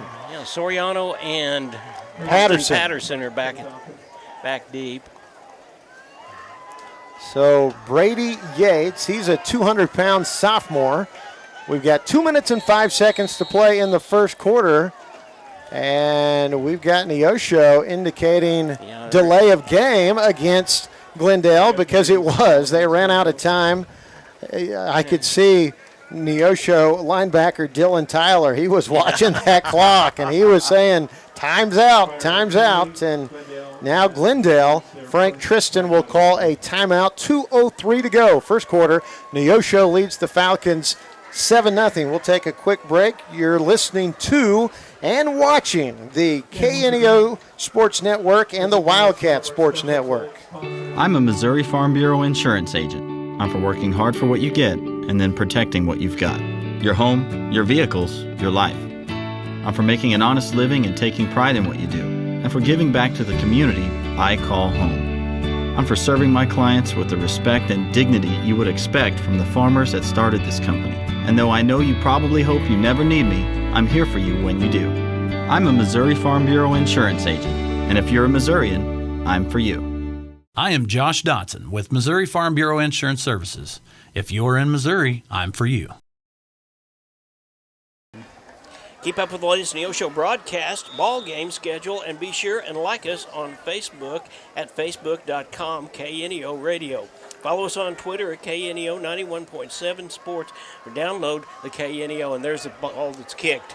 Brady Yates' punt is going to be fielded by Boston Patterson at the 38-yard line. He retreats, trying to find a running lane, and will make it back to the 39. He's still on his feet, and finally he's going to be pulled down for a loss.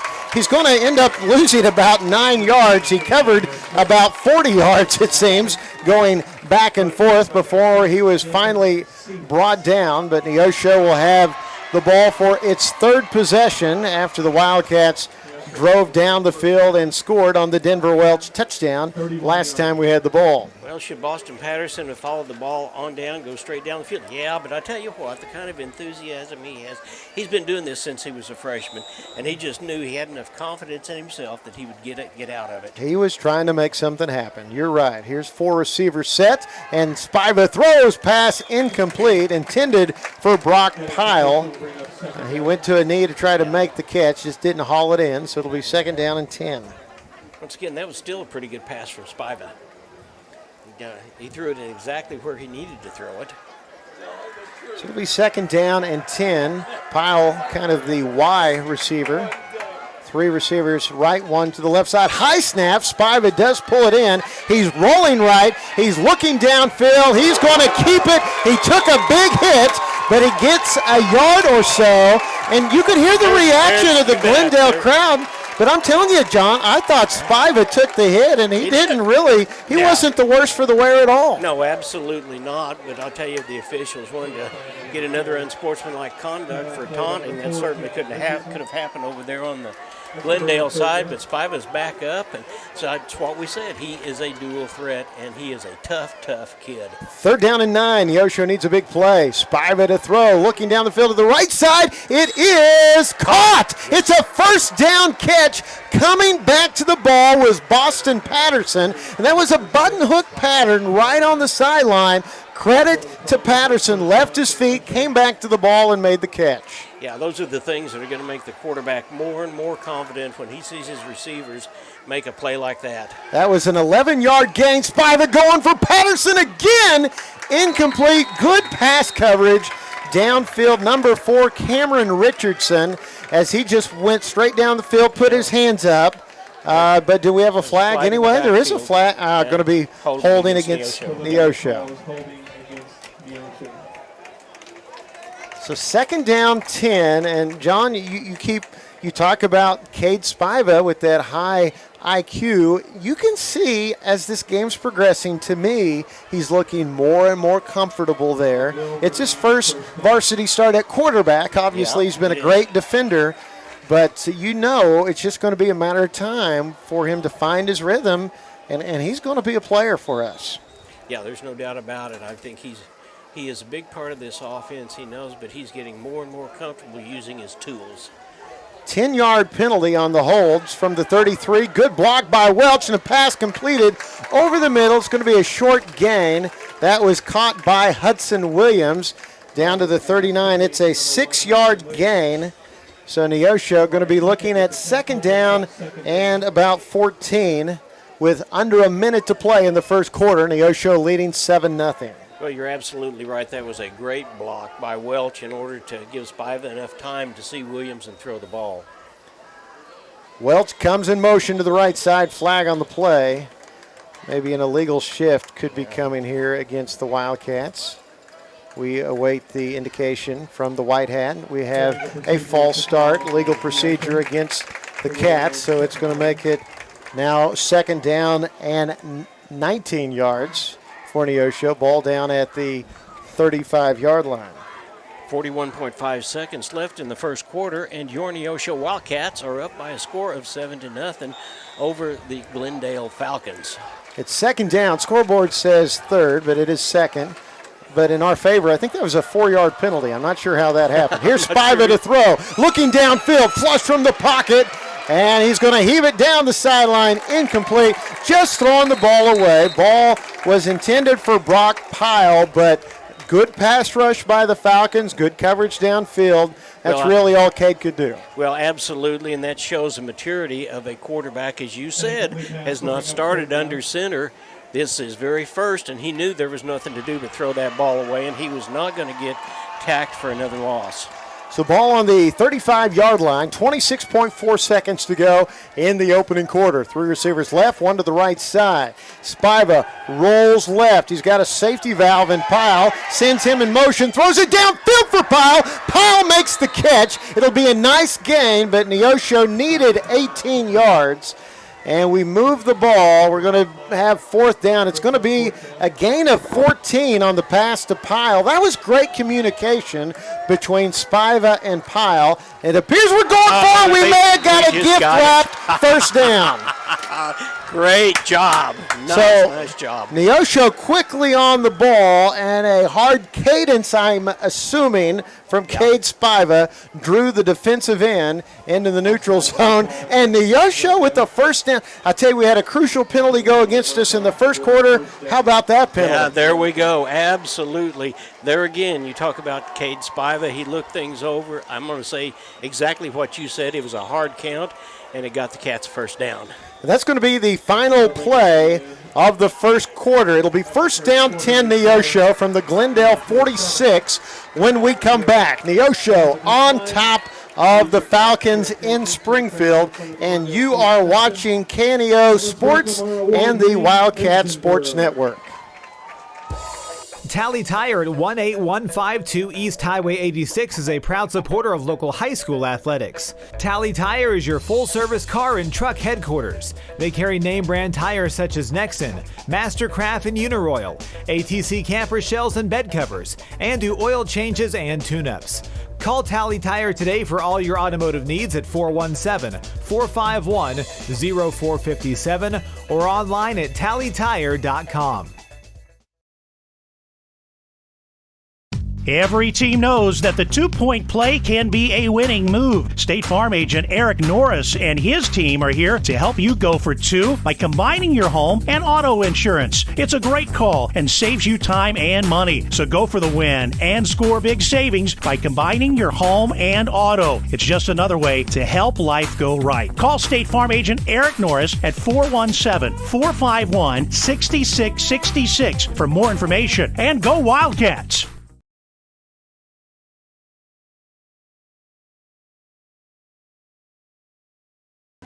Welcome back. We're getting ready to start the second quarter of play. The Neosho Wildcats are up on the Falcons from Glendale by a score of 7-0, and the Cats did a great job of pulling it off sides in order to get a first down when we were at one time 19-2. So the Wildcats, after a Denver Welch 5-yard touchdown run, took the lead. So now we'll try and see what we can do here. We've got a full backfield and throwing out into the flat to Denver Welch, who gets by one tackler, breaks another. He has a first down and more up the right sideline. He crosses the 25-yard line. It's going to be a gain of over 20 yards on that pass play to Welch out in the flat. Make it a 20-yard gain. First and 10, Wildcats. Well, if you count the first guy that hit him behind the line of scrimmage, he broke 4 tackles that time in order to get to that first down. So he's got a full set in the backfield. It's the option out pitch, left side to Trey Harden running, and he's caught and tackled for a loss. As a slow developing play, credit to the Falcons. That was by number 20. We're going to have to get better lights out here. Cameron Major on the tackle for the Falcons. And, hey, we just found the light switch, folks. It's an all brand-new ball game up here. So it will be second down Wildcats. Cade Spiva to throw down the field. He's got Noah Soriano incomplete. Just broken up at the last second by number 3, Camden Bellamy. That was in his hands, but Bellamy just deflected it away at the last second. No doubt about it. It was a great, great defense by Bellamy that time. But once again, we're going the right direction. It didn't happen that time, but it works. We were there. We had it. We keep going back and doing those same things. Eventually, it's going to bring us pay dirt. Third down and 13 from the 28-yard line. Spiva gives it Denver Welch, cuts back to the right side, plowing forward inside the 20. He's going to have an 8-yard pickup, and it's going to be decision time for Brandon Towdy. Going to be 4th down and 5 yards from the 20-yard line, and it appears we are going for it. Yeah, here comes Mr. Roan once again. He's in the backfield. We're trying. Well, they're not going to go for it this time. It doesn't look like. Well, and maybe as we did on the last sequence, just trying to get Glendale to jump off sides. 10:38 to play in the half. 7-0 Neosho from the Falcon 20-yard line. And Roan goes in motion, design quarterback run, Cade Spiva, I think he got it. He should have a first down. He extended the ball across the needed yardage marker. Did they award him? Yes, they did. It's first down. So Cade Spiva putting the Cats on his back, get the 5-yard run. It'll be 1st and 10. There was no option there. That was smash mouth football by the Cats. Designed quarterback draw for Cade Spiva. And he's going to throw, pass caught for a loss, as that was kind of a bubble screen for Boston Patterson. But Brock Pyle, the blocker, got hit into Patterson as he was receiving the ball. So Neosho will lose 3 yards on the completed pass. Patterson did a nice job of just hanging on to the ball that time with that kind of a hit. It's one of those, though, that you're maybe better off even dropping, though. Here is there goes Roan, and Roan's got good yardage near the 10, and that will be making it 3rd down and short for Neosho. Did a good job of hitting that seam. You're going to call it the 12. Oh, they were not as kind as I wanted to be. They weren't. A little bit of lightning back there in the background. We know that we're ready for some rain later on this evening, but we, as long as it rains, we're okay. That lightning's what gets us. 3rd down and 7 from the 13-yard line. Spiva on another designed run. Right side touchdown. Touchdown, Cade Spiva. 13-yard touchdown run for the Neosho Wildcats. It is 13-0 for the Cats. Well, great job that time of using the other tool that we have with Cade Spiva, and that's run the ball up the middle. He knows how to make the cuts, and once he made that last juke, it was all over but the crying. In 9 minutes and 17 seconds left, the Cats are up by a score of 13-0. Andre McCamish is the snapper. You've got Kivett, the holder. It's a high snap, holds down, kick is up, and it is good by Ebbinghaus, and Neosho leads it 14-0 with 9:17 to play in the first half. We take this break. You're watching the KNEO and Neosho Wildcat Sports Network. A proud supporter of local high school athletics is Numac Electric. Serving Newton and McDonald County, they provide power for area homes and businesses and want to wish all the athletes much success throughout the season. For online bill pay and account information, the website is numac.com or 417-451-1515. Numac Electric, proudly serving Newton and McDonald County, where their slogan is your touchstone energy partner. Southwest Missouri Bank in Neosho serves the Neosho area from 2 locations. They offer business banking services including checking and savings accounts, business loans, and electronic banking. Learn more online at smbonline.com. Southwest Missouri Bank, a proud sponsor of community broadcasting on KNEO, equal housing lender, member FDIC, where their slogan is Southwest Missouri Bank, we can do that.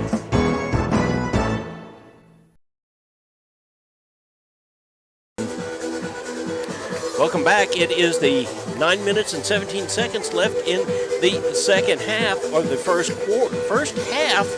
For the Neosho Wildcats, we're up by a score of 14-0, and we're getting ready to kick off.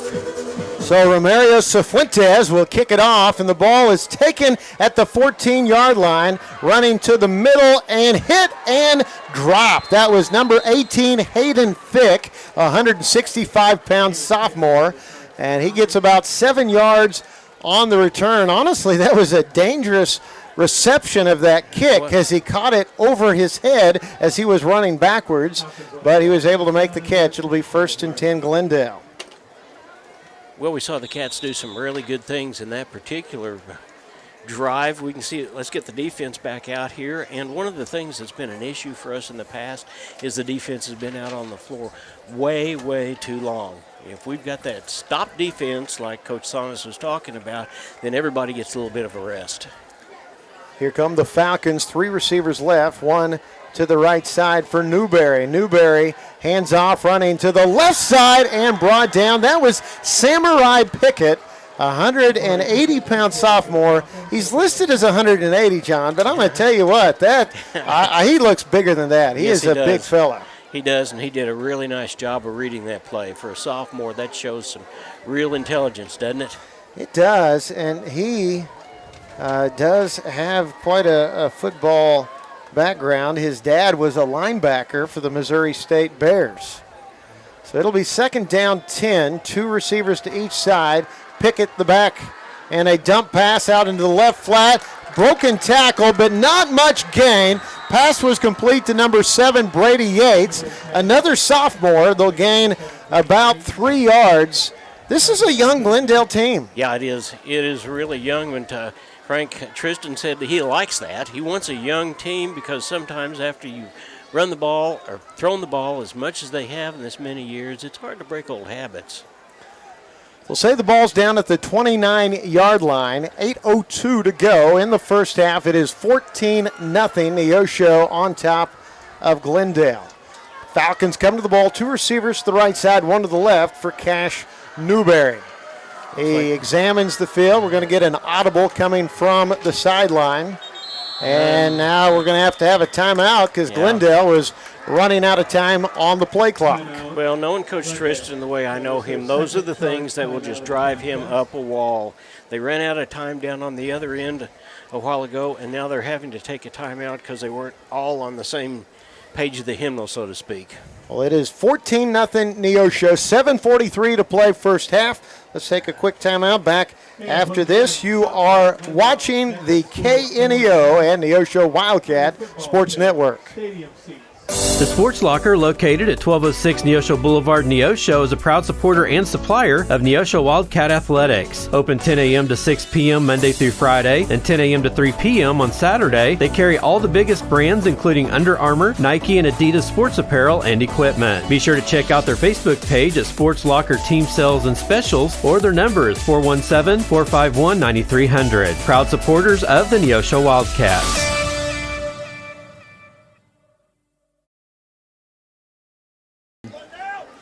$7:43 to play, first half. It's been all Neosho on the scoreboard, and hopefully we can keep it that way. We got to stop Glendale here. It's 3rd down and 7, so another pivotal play in this first half. 3 receivers right for Cash Newberry.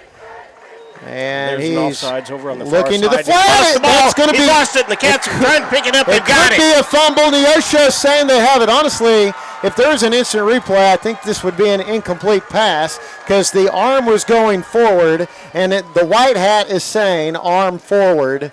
So it's going to be an incomplete pass, I believe, although Neosho pounced on the ball. It'll be loss of down. It is. It is an incomplete pass and a loss of down. So it'll be 4th down and 7 from the 29. Well, we didn't need the instant replay because the officials collaborated. They did, didn't they?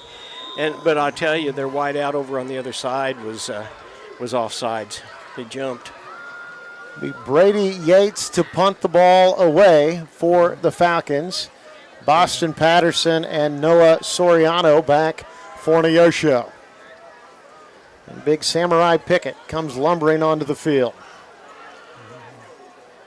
Yates standing back at the 16-yard line, right foot into the ball. Fair catch being called for by Noah and he'll catch the ball at the 30-yard line. That's where the Wildcats will set up shop. First down and 10, 7:34 to play in the first half. It's 14-0 Neosho. Well, this is an exciting brand of ball for the Neosho Wildcats, but we have got to continue. We need to finish strong. If we finish strong and win this ball game, we've got an injury out on the field. Looks like it is Corbin York that is hobbling around a little bit. He's a inside linebacker for us. Yeah, we need Corbin, definitely. He has been an integral part of the defense the last couple years. And I'm going to be hopeful because what you alluded to with the timeout being called earlier, this time of year, everyone is susceptible to leg cramps, and hopefully it's something just like that, not to minimize the pain, but it does happen. Yes, it does. All Wildcats all the time. Check out the Neosho Wildcats dedicated video portal at kneo.org. It's a site dedicated completely to your Neosho Wildcats. Watch the games live and see the upcoming game schedule on Neosho Wildcats portal at www.kneo.org. Well, we've got an injury timeout, Luke. Let's take another timeout ourselves. The Neosho Area Chamber of Commerce invites you to download the new Experience Neosho app, available for free on the Apple and Google Play Store. Your guide to eat, shop, play, and stay in Neosho, and your direct link to KNEO Wildcat Sports. Download the app, register to win weekly prizes, and listen to your favorite Wildcat sports. Good luck, Wildcats. We can't wait to hear you ring that bell.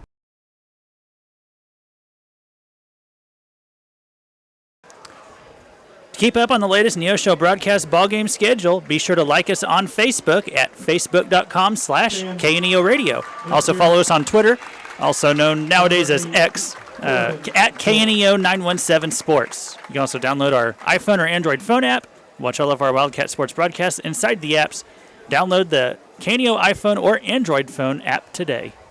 Well, it looks like Corbin is being helped off the field. He is at least walking on the leg, Josh, so that's a reasonably good sign. Yeah, I hope so too. Again, when it's this hot early in the season, you do see lots of cramps, and hopefully he's going to be able to shake this off. I hate to overly speculate, but we hope it's nothing more severe than that. It is first down and 10 for the Wildcats. Ball on our 30-yard line. Neosho had a 5-yard touchdown run by Denver Welch and a 13-yard touchdown run by Cade Spiva. I believe that's thunder that we're hearing out there. But the Cats are up 14-0, and that is the main thing. We've got the ball on the 30-yard line. Spiva bellies Welch, now rolls to the right side, looking downfield, pass complete to Hudson Williams. Just a quick little curl route. It's going to be a short gain, but we'll take it. It'll be second down and 4 after a gain of 6.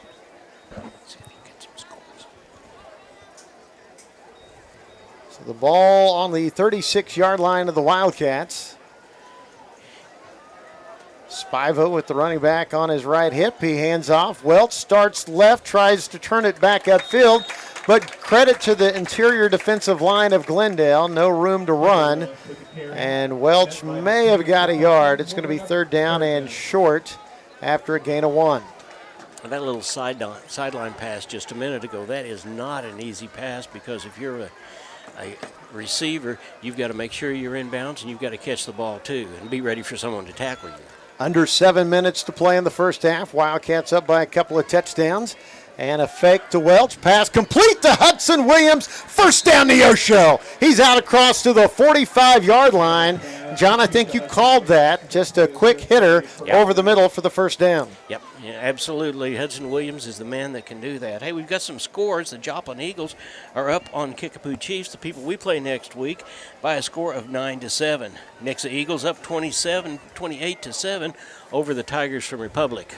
First down 10, Wildcats. Spiva bellies Welch, looking down over the middle for Boston Patterson. Does not get it caught. He catches the ball inside the 15-yard line. If he was in the NFL, he'd have been back up and would have scored a touchdown. He showed great concentration, staying with that deflected ball, and made the catch as he fell to the turf. So the ball down to the 11-yard line. So that is a 44-yard pass from Cade Spiva to Boston Patterson. Yeah, kudos to Cameron Richardson. He's the one that deflected that ball and knocked it up in the air, and Boston Patterson had the wherewithal to be able to grab it and go on down, and you're right, it would have been a touchdown, but there's a flag on the play.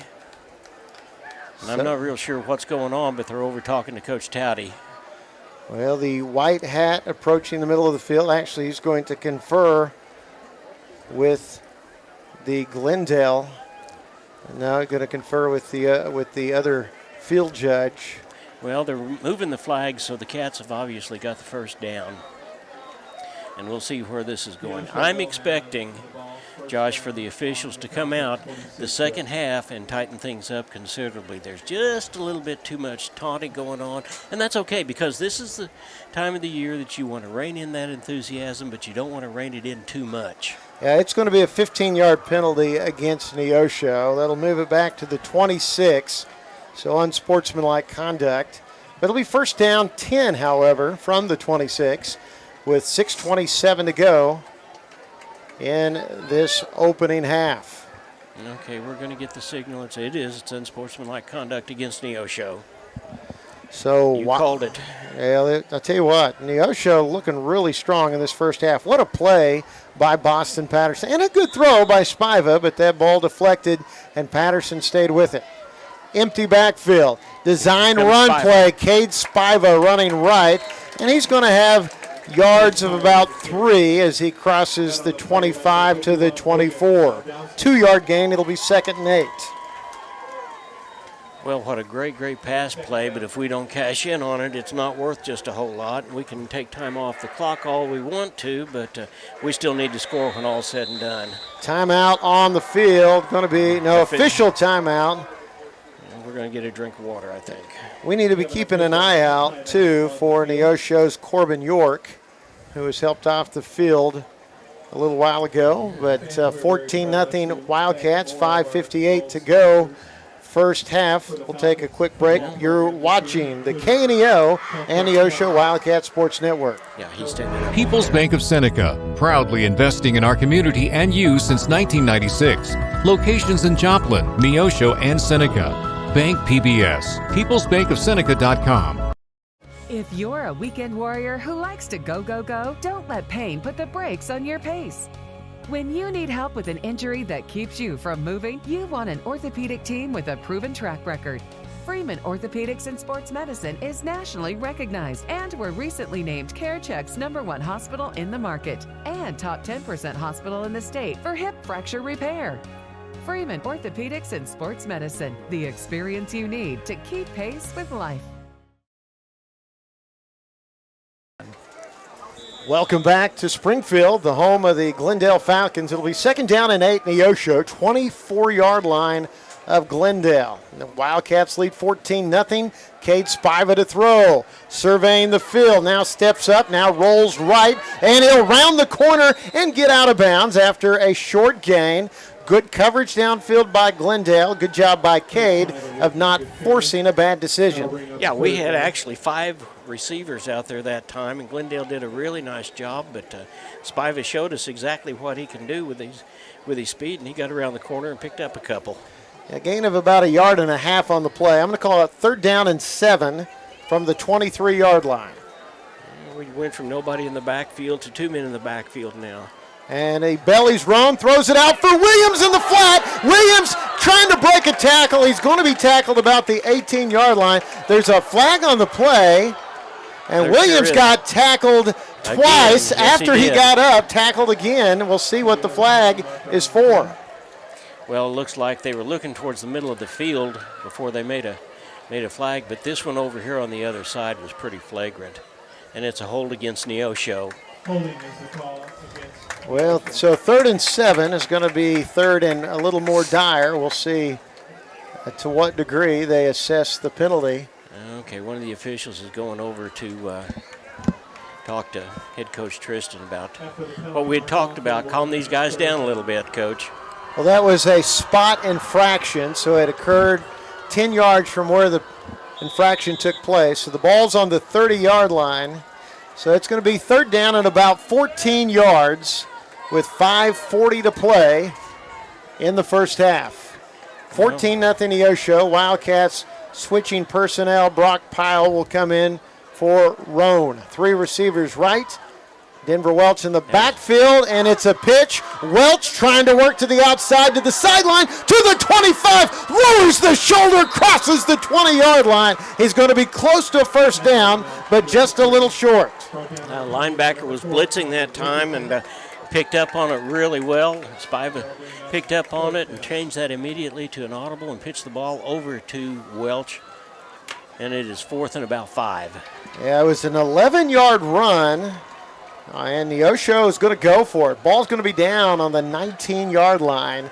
Under 5 minutes to play in the first half. 2 backs in the backfield along with Spiva. Spiva is going to keep it running left, but it's whistled to a halt to the saving grace of the Glendale Falcons because that play was looking really good for the Wildcats. It was, but there was a late flag thrown that time. Now, I'm not real sure what that was all about. I mean, there was a whistle blown, and then there was a flag. We're going to call it. And we're going to have a dead ball foul here against Neosho. So we'll mark off. It was a 4th down and 3. You know, Coach Towdy will tell you that those are things they will most definitely work on this next week, because once you turn into a team that has as many fouls as we've had, your name's on the board, so to speak. Well, that is technically a substitution infraction against Neosho. Okay, well, it's not an unsportsmanlike conduct then, so. So a loss of 5. It'll be 4th down and 8. Neosho still going for it. Ball on the 24-yard line of Glendale. Spiva looks right. He's going to lob it toward the end zone. It is incomplete. I'm not sure that wasn't.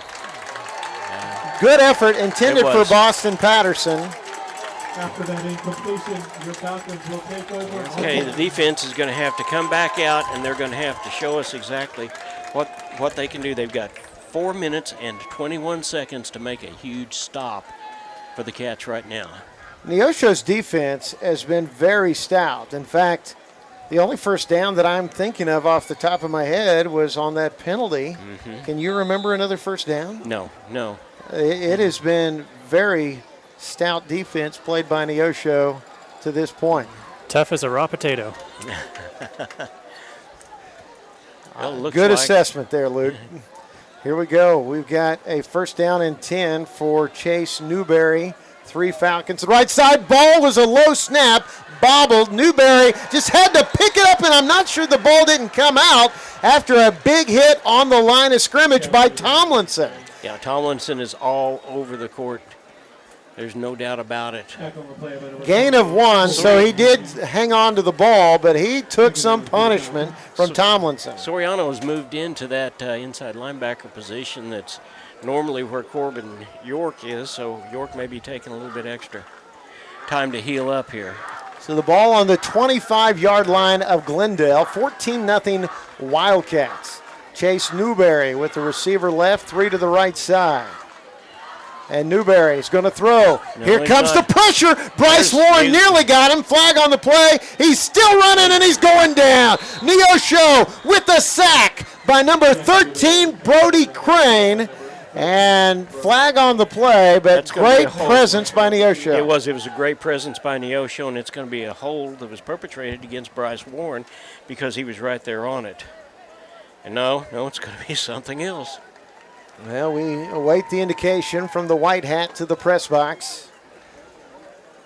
It is going to be, you're right, it was a hold. It was probably, as John said, trying to keep Bryce Warren off the quarterback.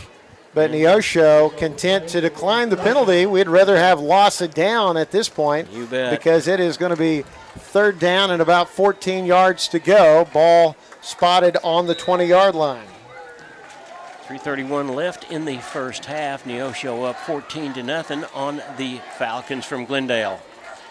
Newberry to throw, a little screen pass, and it's caught, and a fumble. Neosho has it. I believe it's Cifuentes. Picked it up. It's not going to matter. There's a flag back in the backfield, and I'm going to bet you it's going to be roughing the passer.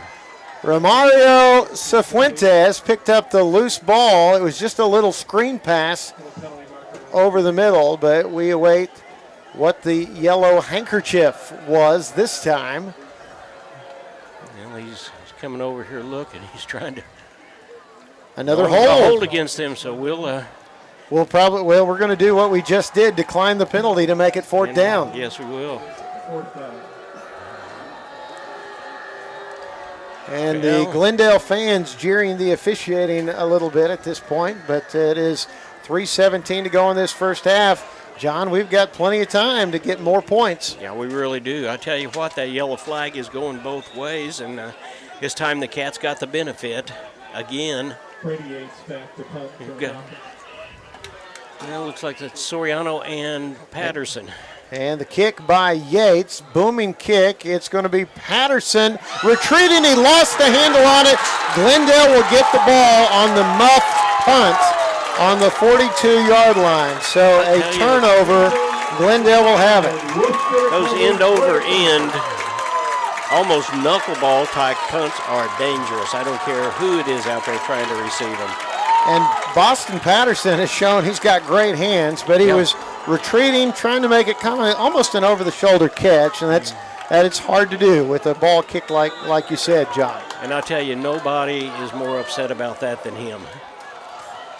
So we're going to put the ball down on the 41-yard line of Neosho. 3:09 to go first half. Wildcats lead it 14-0. Brody Crane has moved up into a linebacker position for the Cats. And here is Newberry going to throw down the far sideline. It is incomplete. Just a fly route right down the field. And that ball, I believe, was intended for Cameron Richardson. Yeah, Soriano was the defender that time. It was Richardson, the intended receiver. So need to get a stop here because Glendale will have the ball to start the second half. So Neosho up 14-0. Second down 10 for the Falcons. Two receivers left, one to the right side. Could be a false start here on the near side, and like it is. Flag comes out as Trevor Heeman, the slot receiver on this side, was off to the races a little premature. Illegal procedure is the call against the Falcons. It will remain second down. So Neosho will take this penalty as it's a dead ball penalty, so it pushes them back 5 yards. Ball now on Glendale's 46-yard line, or on Neosho's 46-yard line, I should say. Wildcats had a 5-yard touchdown run by Denver Welch to go up 7-0. Then a 13-yard run by Cade Spiva. Had a big interception by Hudson Williams in the first half. Here, play action. No, it's going to be a run to the left side. And back almost to there's another flag. Comes in late. That was Lockett on the carry. We don't get on with this ball game, we're going to get rain on us. There's a gain of 4 yards. But we await the penalty. Looks like that may be another holding penalty. Yep. Oh, that's a face mask this time against Neosho. Yeah, that'll be a big one. With under 3 minutes to play in the first half. Yeah, we are seeing more and more illumination in the sky. Back to the south. But that was one of those incidental, as just a 5-yard assessment. Yeah. So the ball to the 37-yard line. It'll be second down and about 7 yards to go. 4 receivers set for Chase Newberry. Low snap, straight drop, now steps up into the pocket, looking downfield, he's boom! Everett Tomlinson! Tomlinson got him. Everson brought him down. He's all over the field like John keeps saying. He is, and I'll tell you what, he was all over the quarterback that time as well. I bet you Newberry's getting up thinking somebody's got to do something with that guy. Third down and 10 from the 40-yard line. I'll make it third down and 9 from the 40-yard line. Just a few ticks beyond 2 minutes left in this first half. 14-0 Neosho. 2 receivers split out each side. Lockett is the running back for Chase Newberry.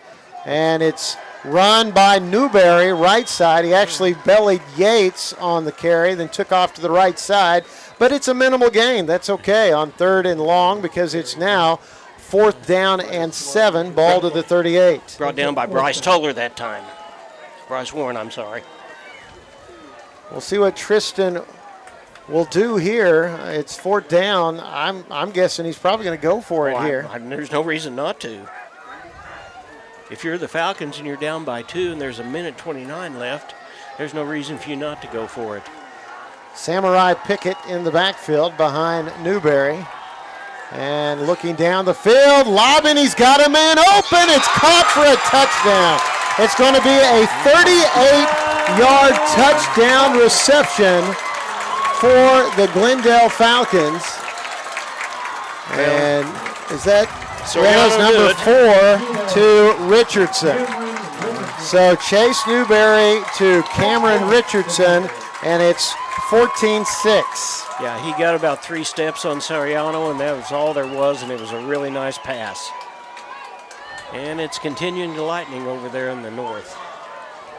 So now the point after will be attempted by Trevor Heeman. Yeah, and here's what could very well happen. If they get the point after, come back and look for an onside kick. So the Cats have got to stop it right here. No, it is going to be they were going to run it, and now they're going to kick it. And the holds down kick is up. Yeah, it's good. And it's good. So it's 14-7, Neosho on top of Glendale. Glendale scoring on a 38-yard touchdown pass. And we take a break. We're back right after this. You're watching the Canio and Neosho Wildcat Sports Network. Hi, I'm Pastor Jeremy Bridges with the Canopy Church. And I want to take 30 seconds today to encourage you to pray. Because our prayers have the power to move heaven. James 5 says the prayer of a righteous person is powerful and effective. When we pray, God listens. When we pray, situations can change. When we pray, miracles can happen. And heaven moves on our behalf, simply because we pray. Take some time today and pray. For Canio Radio, I'm Jeremy Bridges.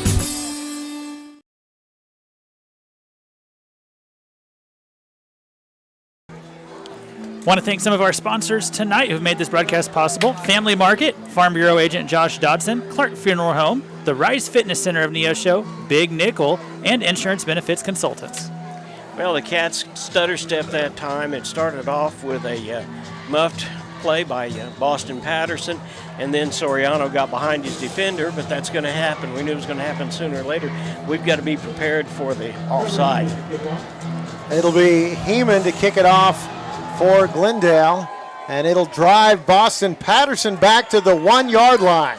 Patterson's going to come to the middle of the field, finds a seam. He's to the 25, comes to the near sideline, made a good juke, but he's tackled at about the 34. So a 33-yard return. Good return by Patterson. Wildcats will have 1 minute and 7 seconds to go in this first half. Yeah, we'll set up shop right there with a great return by Patterson that time, and expect to see some run and gun. It's exactly what will happen in the last minute. The Cats are going to do everything they can to get that touchdown back. Wildcats, 3 receivers right, 1 to the left side. Spivo with the running back on his right hip. He's going to throw it to Denver Welch on a little flare pass out to the flat, and he gets around the corner and out of bounds, stopping the clock. Smart play. Nice job of getting the first down. And there's a player down on the field. And he is grabbing his leg. That is a Falcon. It's an 11-yard pickup on the pass play to Denver Welch. Yeah, that resembles what Neosho may have endured earlier, a player cramping. And that's what the personal trainers appear to be attending to. 1:01 to play, first half. Wildcats got the first 2 touchdowns, but a big play by Glendale, a 38-yard pass from Cash Newberry to Cameron Richardson's made it a 1-possession game. Why don't we take another quick timeout? 14-7 Neosho. You're watching the Canio and Neosho Wildcat Sports Network. The law offices of Wood & Peterson is sponsoring this portion of Neosho Wildcat Athletics, located at 217 South Lafayette, Neosho, and 431 Virginia Avenue in Joplin. They serve Southwest Missouri with personal claim representation. For more information, the phone number is 417-451-4141 or online at neoshoattorney.com. The law offices of Wood & Peterson are proud supporters of the Neosho Wildcats.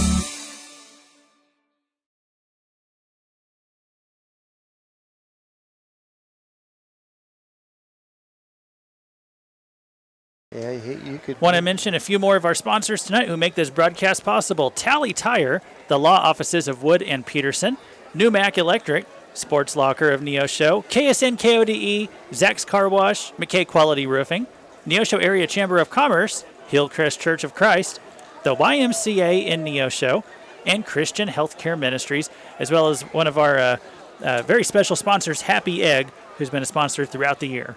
Well, Josh, we want to remind everybody to stay tuned for the halftime show, which is sponsored by Freeman Orthopedics and Sports Medicine. During that halftime, we'll have an interview with Coach Kate Cummings, our softball coach, and we'll have a Freeman Health Minute, and then just a couple of other things going along the way, and then we'll be back to reset, talk about the summary from the first half, and get the second half going. Well, Neosho, it'd be nice to do something in this last minute just to give us some momentum going into the locker room, because as we mentioned earlier, Glendale will have the ball to start the second half. And honestly, I feel like we've dominated the first half, but an unfortunate turnover on the muff punt, and they come up with one big offensive play, and it's still anybody's game now, consequently. Yeah, it really is, and there was that muff punt, and then the runner Richardson got behind Soriano, and it was all over. Nice throw, though.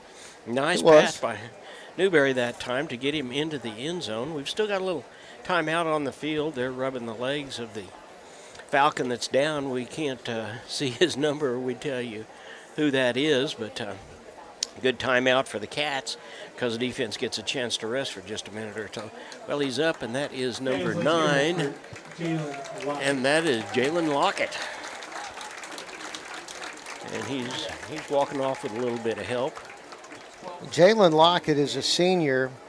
He didn't play last year. As a sophomore, he was a 240-pound defensive lineman. But he worked hard in the offseason, lost about 45 pounds, and now he's their feature running back. Isn't that something? I tell you what, and they really, really don't want to lose him. Now, his father was an all-state wrestler as well, and also a good football player at Hillcrest in Springfield. Soriano, or Cade with an empty backfield, and we're going to throw the ball. And it's going to be caught to Welch at the 40-yard line. He steps inside the defender to the 10, to the 5. Touchdown, Neosho. The Wildcats with a 56-yard touchdown pass from Cade Spiva to Denver Welch. Well, the best part about that was it was such a great pass, but Welch, what he did with the ball afterwards, and he ran the ball. He juked 2 guys out of the way, and he was off to the races. So he scores his second touchdown. There's 50.8 seconds left, and the Cats are up by a score of 20-7 over the Glendale Falcons. So the 2 fellas that scored the first touchdowns for Neosho combined for the third. And now Ebbinghaus to attempt the point after, nearly blocked, but he did get it up and through the uprights. It is 21-7, so the Wildcats do see some momentum with 58 seconds to go, 50.8 seconds to play in the first half. 21-7, back after this. You're watching the KNEO and Neosho Wildcat Sports Network. Locally owned, operated, and here for you. Check out the new face of the Neosho Daily News, covering Newton County, highlighting area residents, businesses, school news, sports, and more. Find us on Facebook at Neosho Daily News or call 417-451-1520. Go get 'em, Wildcats! At Calvary Neosho, we aren't your grandmother's church. because she lives in Akron, Ohio, and that would be a terribly long commute for church. But if she did live in Neosho, we at Calvary would be delighted to have her come visit us. And since you live here, we would definitely like you to come visit us. Then, when your Nana comes to visit for Christmas, you can bring her to church and introduce us to her. We're sure she is a delightful lady. You can find us at Facebook.com/Calvary of Neosho, or join us in person at 3650 Oak Ridge Extension. We gather for worship Sundays at 10:30 a.m. Calvary Neosho. Not your grandma's church, but we'd sure like to meet her. 21-7 Neosho, a 56-yard touchdown reception. Now Romario Cifuentes kicks the ball, going to be taken at the 18-yard line by Glendale. Yates on the return, and he'll get across the 30 to about the 31. 1st and 10 Falcons, 44 seconds to play in the first half. The offense gave us that spark, that momentum to carry into the locker room, but it's up to the defense to preserve it. Cade Lawson made his presence known that time with a great open field tackle, or that could have been for a lot more yards. So 1st down 10 for Glendale, who has struggled to move the chains, really with the one exception of the 38-yard touchdown pass. 2 receivers out to each side. Samurai Pickett, the running back. Cats have got 4 linemen, and they are doing their very best. Pass caught, and it's dropped. Dropped is the receiver. Number 14, Trevor Heeman, does just a little crossing route by the tight end, but Neosho minimizing the gain. In fact, it's a gain of about 1.5 yards. Brody Crane making his presence known that time, and he hit him hard. 18 seconds to go. This may be the last play of the first half. Newberry with 3 receivers to the right side. Looking down the field, in trouble, now throws it, and it's caught right on the sideline with 7 seconds to play. That's Richardson, I believe, with the reception. That was smart play that time to stop the clock and give them one more opportunity. It is 3rd and about 5. Ball at the 38-yard line. It'll be 3rd down and about 4 or 5 yards. And Neosho here again, you might bend, but you cannot break with the final 7.4 seconds. Now that is not something that needs to happen, and there's a wide out all the way over.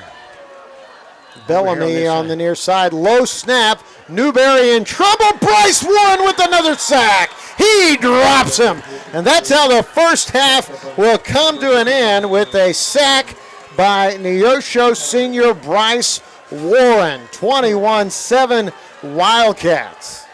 So we'll take this timeout. We'll be back and assess the first half. I think John's got a halftime interview for us. That is all coming ahead. We'll have scores, all part of the KNEO and Neosho Wildcat Sports Network. Looking for a bank that puts community first? Look no further than First Community Bank. With our friendly service, convenient locations, and a wide range of financial products and services, we're here to meet all your banking needs. Whether you're saving for the future, buying a home, or starting a business, we're committed to helping you achieve your financial goals. Come experience the First Community Bank difference today. First Community Bank, where community comes first. Member FDIC. Welcome back to Glendale, Missouri. We're in Springfield, and the Neosho Wildcats are up by a score of 21-7. Exciting first half, Josh. Really was. Neosho jumping on Glendale first on our second possession of the game. We get a 5-yard touchdown run by Denver Welch with 4:23 to play in the quarter. Kick by Ebbinghaus makes it 7-0. That's the score after one quarter. Second quarter, Cade Spiva with a 13-yard quarterback keeper. Wildcats extend the lead to 14-0 at the 9:17 mark. Ebbinghaus' kick was good. So Neosho really, I felt, dominated the first half, and it was only with 1:15 to play in the half when Glendale finally made it on the scoreboard. A 38-yard touchdown pass, Cash Newberry to Cameron Richardson. The kick after by Trevor Heeman was good, makes it 14-7. But 25 seconds later, Neosho with a 56-yard touchdown pass, Cade Spiva to Denver Welch kick by Ebbinghaus, good, 21-7. That's the score here at the break. And Neosho exclamation point to end the half, a sack by Bryce Warren. It was a strong first half. It is. It was a really strong first half, and we'll talk about this more after we have our halftime show, which is being brought to you by Joplin Freeman Orthopedics and Sports Medicine. But the thing I like more than anything else is we saw Cade Spivey use all of his tools. He spread the ball out to a lot of different people, and he turned around and ran when he had to. You're right. He showed great pocket awareness. We talked about him being great with the run-pass option. We saw him execute that tremendously well. It's a great debut at quarterback for Cade Spivey. It is. You are watching the Neosho Wildcats on the KNEO and Neosho Wildcats network. It is halftime. Stay tuned for our halftime show, and then we'll be back. Cats are up by a score of 21-2 at the end of the first half. How could a loving God allow anyone to be sent to hell? Maybe that's a question you've been wrestling with too. Well, Billy Graham says no one has to be lost. Far from allowing it, he has done everything he can to prevent it. He could have destroyed man if that was his aim when he first broke the law of God and challenged God's authority. Talk about love. Today I have good news for you. Because of what God has done in love for you, you need not be lost. In matters which are eternal, put your trust in the only authority, God himself. Because of what God has done, everyone has the option to go to heaven. It starts when you begin a relationship with God's Son, Jesus Christ. We'd love to tell you more about that. Visit us at findpeacewithgod.net. That's findpeacewithgod.net. We're the Billy Graham Evangelistic Association. KNEO would like to thank the Big Nickel for sponsoring this portion of broadcasting on 91.7 FM. The Big Nickel is an advertising shopper for thousands of different items, from automobiles and livestock to help wanted and real estate. It covers a 70-mile radius in the 4-state area and is available in area businesses each week. Located at 2918 East 20th Street in Joplin, Missouri. Their telephone number is 417-624-4100. The Wildcat Minute is sponsored by Freeman Orthopedics and Sports Medicine, the official sports medicine provider of the Neosho Wildcats. Welcome to this week's version of Wildcat Minute, and I have Coach Katie Cummings, our softball head coach. Coach, thanks so much for being here. Thanks for having me. You bet. Hey, what a great year we had last year. And as I said earlier, what are you going to do for an encore this year? Yeah, I told you, I think we'll find out on Saturday, and as the season progresses. It's exciting to come off of a great season, but I think that just adds more pressure to do it again. We know we'll get everybody's best game, so it'll be interesting to see how we perform. We've never been in this situation before, so I'm excited to get going and see what we can do. Well, being in this situation for the first time, that's kind of exciting in itself, isn't it? Yeah, it is. It's exciting to have most of our returners back and see a lot of familiar faces out there and just see what they can do and how they continue to compete. Well, in fact, you only lost one senior to graduation last year. Basically, the rest of the kids have been playing for you for quite a while, haven't they?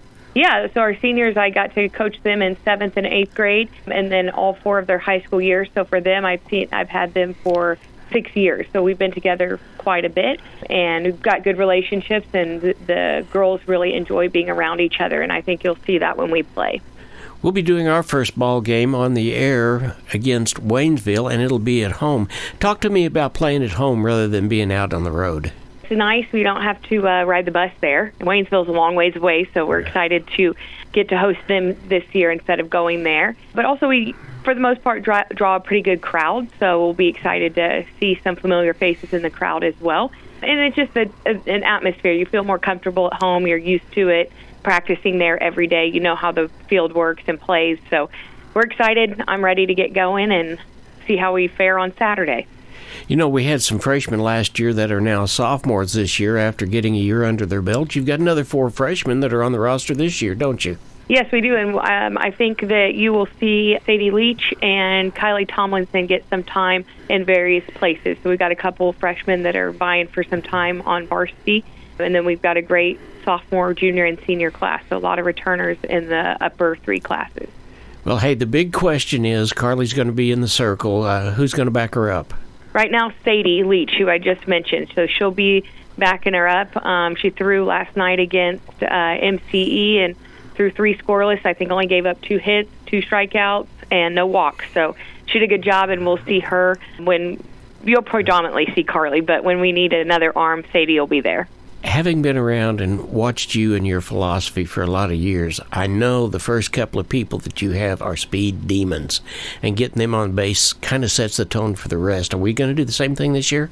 I think we'll have maybe a little bit less speed and more power in the top. I mean, Autumn and Kenan will kind of switch. They'll be up at the top, and then you've got Ashlyn Stevens, who's pretty quick. She'll be down at the bottom of the lineup, but then when you get into the heart of our lineup, maybe not as quick as we've usually been, but we're definitely going to have a little bit more power this year than we had last year. Okay, well, I'm really waiting for you to say that we're going to be COC champions again, but this year we're going to be district champs as well. Yes, sir. That's our goal. It's been on our whiteboard since the first day of team camp in late July.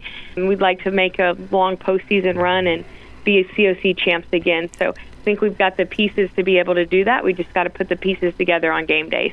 Well, this particular audio is being done at halftime of the football game. We want to invite everybody to come out and support Our Lady Wildcats when Waynesville comes to town in the first part of September, don't we? Yeah, that'd be awesome. Our games this year are at 5 o'clock instead of 5:30, so that'll help hopefully pull a few more fans out there once they get off work.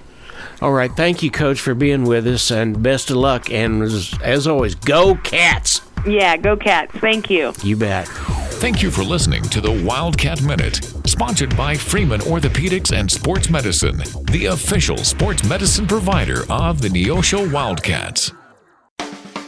A proud supporter of local high school athletics is Numac Electric. Serving Newton and McDonald County, they provide power for area homes and businesses and want to wish all the athletes much success throughout the season. For online bill pay and account information, the website is numac.com or 417-451-1515. Numac Electric, proudly serving Newton and McDonald County, where their slogan is Your Touchstone Energy Partner. If you're a weekend warrior who likes to go, go, go, don't let pain put the brakes on your pace.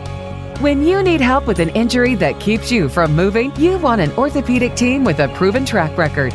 Freeman Orthopedics and Sports Medicine is nationally recognized and were recently named CareCheck's #1 hospital in the market and top 10% hospital in the state for hip fracture repair. Freeman Orthopedics and Sports Medicine, the experience you need to keep pace with life. A nonprofit organization, a sponsor of high school sports.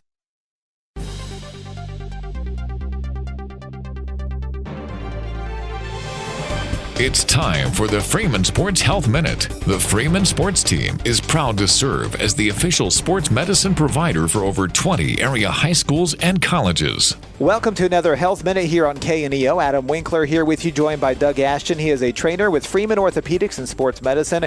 And Doug, today's topic is, what are some of the common causes of lower back pain in athletes? One of the first things that you kind of look at with low back pain, a lot of kids don't realize that when they play or are active is they don't take enough time to stretch.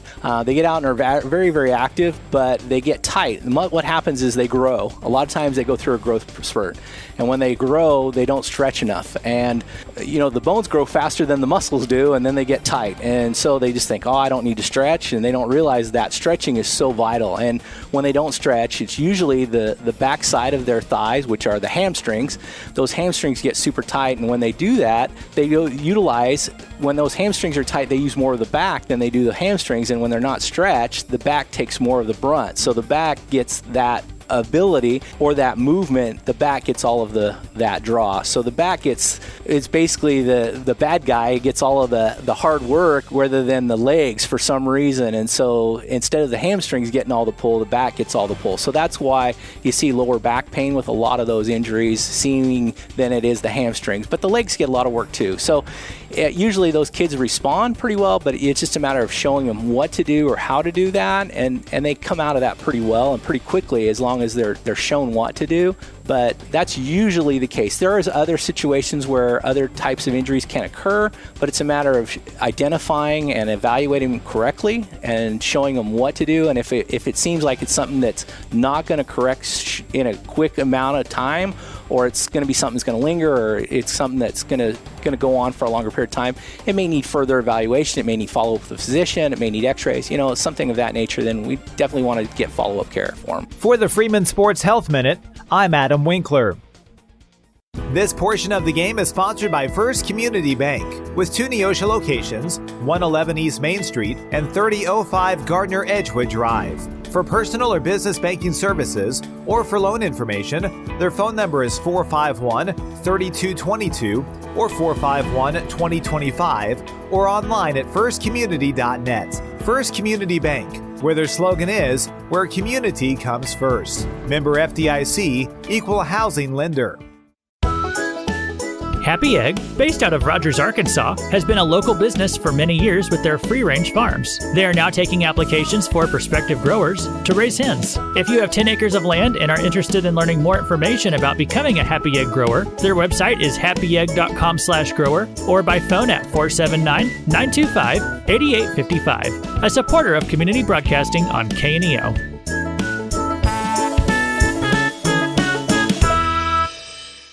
A lot of people who identify as Christian don't seem to know the man they claim to follow. They follow a quiet, compassionate, and inoffensive Christ, and politely ignore the Christ who pleads for the unconditional surrender of their lives and their minds to the narrow way which leads to eternal life.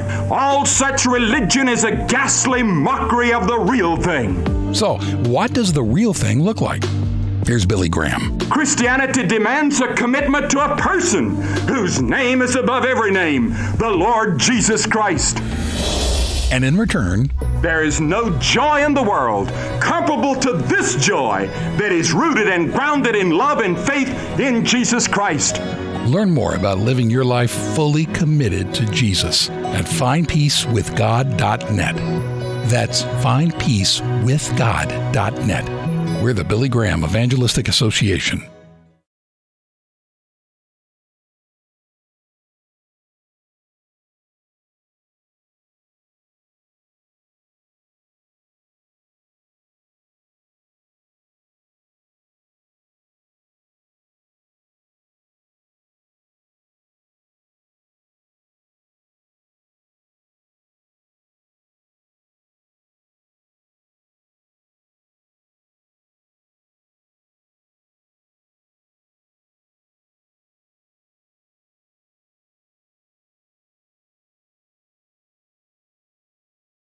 Welcome back to From Halftime from Glendale in Springfield, Missouri. The Neosho Wildcats are up by the score of 21-7, and Glendale's going to get the ball. We've got a few scores we want to talk about around the COC. The biggest one right now is the Nixa Eagles, and they are entertaining the Republic Tigers, and the score is 42 Nixa, Republic is 7.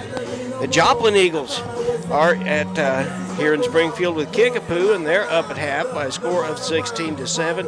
And then, as we said, our Neosho Wildcats are up by a score of 21-7. Carthage went all the way to Waynesville, and the score at halftime is 41-7 in favor of Carthage.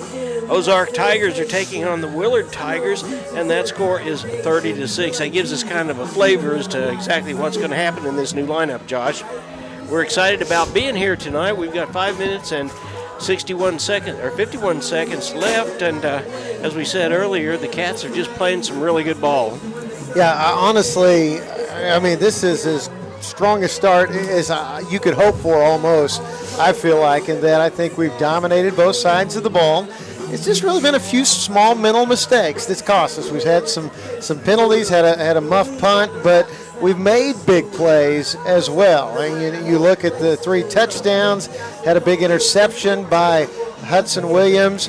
Boston Patterson made a tremendous catch on a 44-yard gain, a ball that was deflected, and he showed great concentration, pulled the ball in. Special teams has played well to this point. We're 3 for 3 on extra points. Will Ebbinghaus. I mean, it's been a good first half for the Cats. It really has, and this is that group of seniors that they're saying it's my time, and they are proving it. A couple of more scores to look at is Lamar Tigers in McDonald County are beating McDonald County by a score of 26-14. Seneca Indians are up over the Cassville Wildcats by a score of 35-6, and we have yet to have a score from Webb City, who is in Lamar, or not Lamar, but in Lebanon, and just kind of looking at some of the lightning in the background, I can see maybe they haven't started yet. Yeah, how would you like to make that long road trip to Lebanon and just be sitting in the field house or something, waiting for that game to get going? Let's hope for the best there, but it's going to be a long night potentially for the Webb City Cardinals. Yeah, it really is. I'll tell you a couple of names that I feel really, really good about is Bryce Warner. He has showed us that he knows exactly what he's doing over there on that defensive end, and Evanson Robinson. Yeah. Tomlinson and Warren, they have been a presence all over. Warren with a couple of sacks. I think Tomlinson with a couple of sacks. Had big plays still by Trey Harden. You know, he's the core of that defense. In the center, Brody Crane had a big tackle for a loss in the first half. Hopefully we get Corbin York back. He went down in the first half. We're hoping just cramps. I mean, that's happens quite a lot first week or two of the football season when you still get 90-degree plus days. I mean, you try to condition for this with two-a-days and, you know, just exposing yourself to the elements, but it's hot and you do cramp up. Well, we talked earlier about the fact that Cade Spiva is doing a great job of using all of his weapons, all of his tools. He handed the ball off to Welch for one touchdown and threw for another one to Welch. He's thrown the ball to Boston Patterson. He's thrown the ball to Soriano. He's thrown the ball to Brock Pyle, and he's run the ball. And he's shown this group from here in where are we? We're in Glendale. Yeah, he's shown this group from Glendale that he just may very well run the ball right up the middle, and if he gets loose, that's causing them to stop and stutter a little bit, and we're going to see more and more of that as the season goes on. Those teams that think that they're going to come head on and tear down our quarterback when he's got a chance to go out and run himself, it's going to stop him. I think you've explained it out well there. We're very multifaceted with this offense. It's the run-pass option, the RPO, and it's designed for that very thing. Yes, it is. And Neosho keeping everybody involved. As you said, he's thrown to all of his receivers, and even when he's called his own number, he has ran the ball very well. We've had several designed running plays for Cade, but even when plays have broken down and he's had to extend the play with his legs, he has done that very effectively. It's been a very solid first half for the quarterback in his debut in that position as a senior. Kason Rome has come out and he's made his presence known. He picked up a first down for us when it was like 4th and 6th, and he's been able to do that. He's been in the backfield 2 or 3 times. Those kind of changes and those kind of looks are going to confuse the defense. Well, we've got the Wildcats back out here on the field now, John, so it's about time to get this second half underway. I bet we could probably take a break and be back with Neosho leading the Glendale Falcons 21-7 at the half. It'll be Glendale's ball to start the second half. That comes your way. After this, you're watching the KNEO and Neosho Wildcat Sports Network. Singing is my career and my calling, but I'm also a mother of 4. And as entrepreneurs, we weigh the cost of every decision. Medical bills are no longer a worry for our family, so I can focus on my calling. And our family. Joining Christian Healthcare Ministries was one of the best decisions we ever made. We're the Blair family, and this is our CHM story. Choose your doctor without network restrictions, all at an affordable price. Enroll anytime at chministries.org/enroll. Crowder College, your future, our focus. At Crowder College, we have 6 convenient locations in Southwest Missouri and online programs to fit your needs. Flexible scheduling provides a pathway to a career or the opportunity to transfer to a 4-year university in a variety of programs. Cheer for the Rough Riders at athletic events. Use the Missouri A+ Scholarship Program for free tuition and common fees. At Crowder College, your future is our focus. Apply today at crowder.edu. The Roper Kia 4-State Sports Report will provide up-to-the-minute scores and highlights from around the 4 states.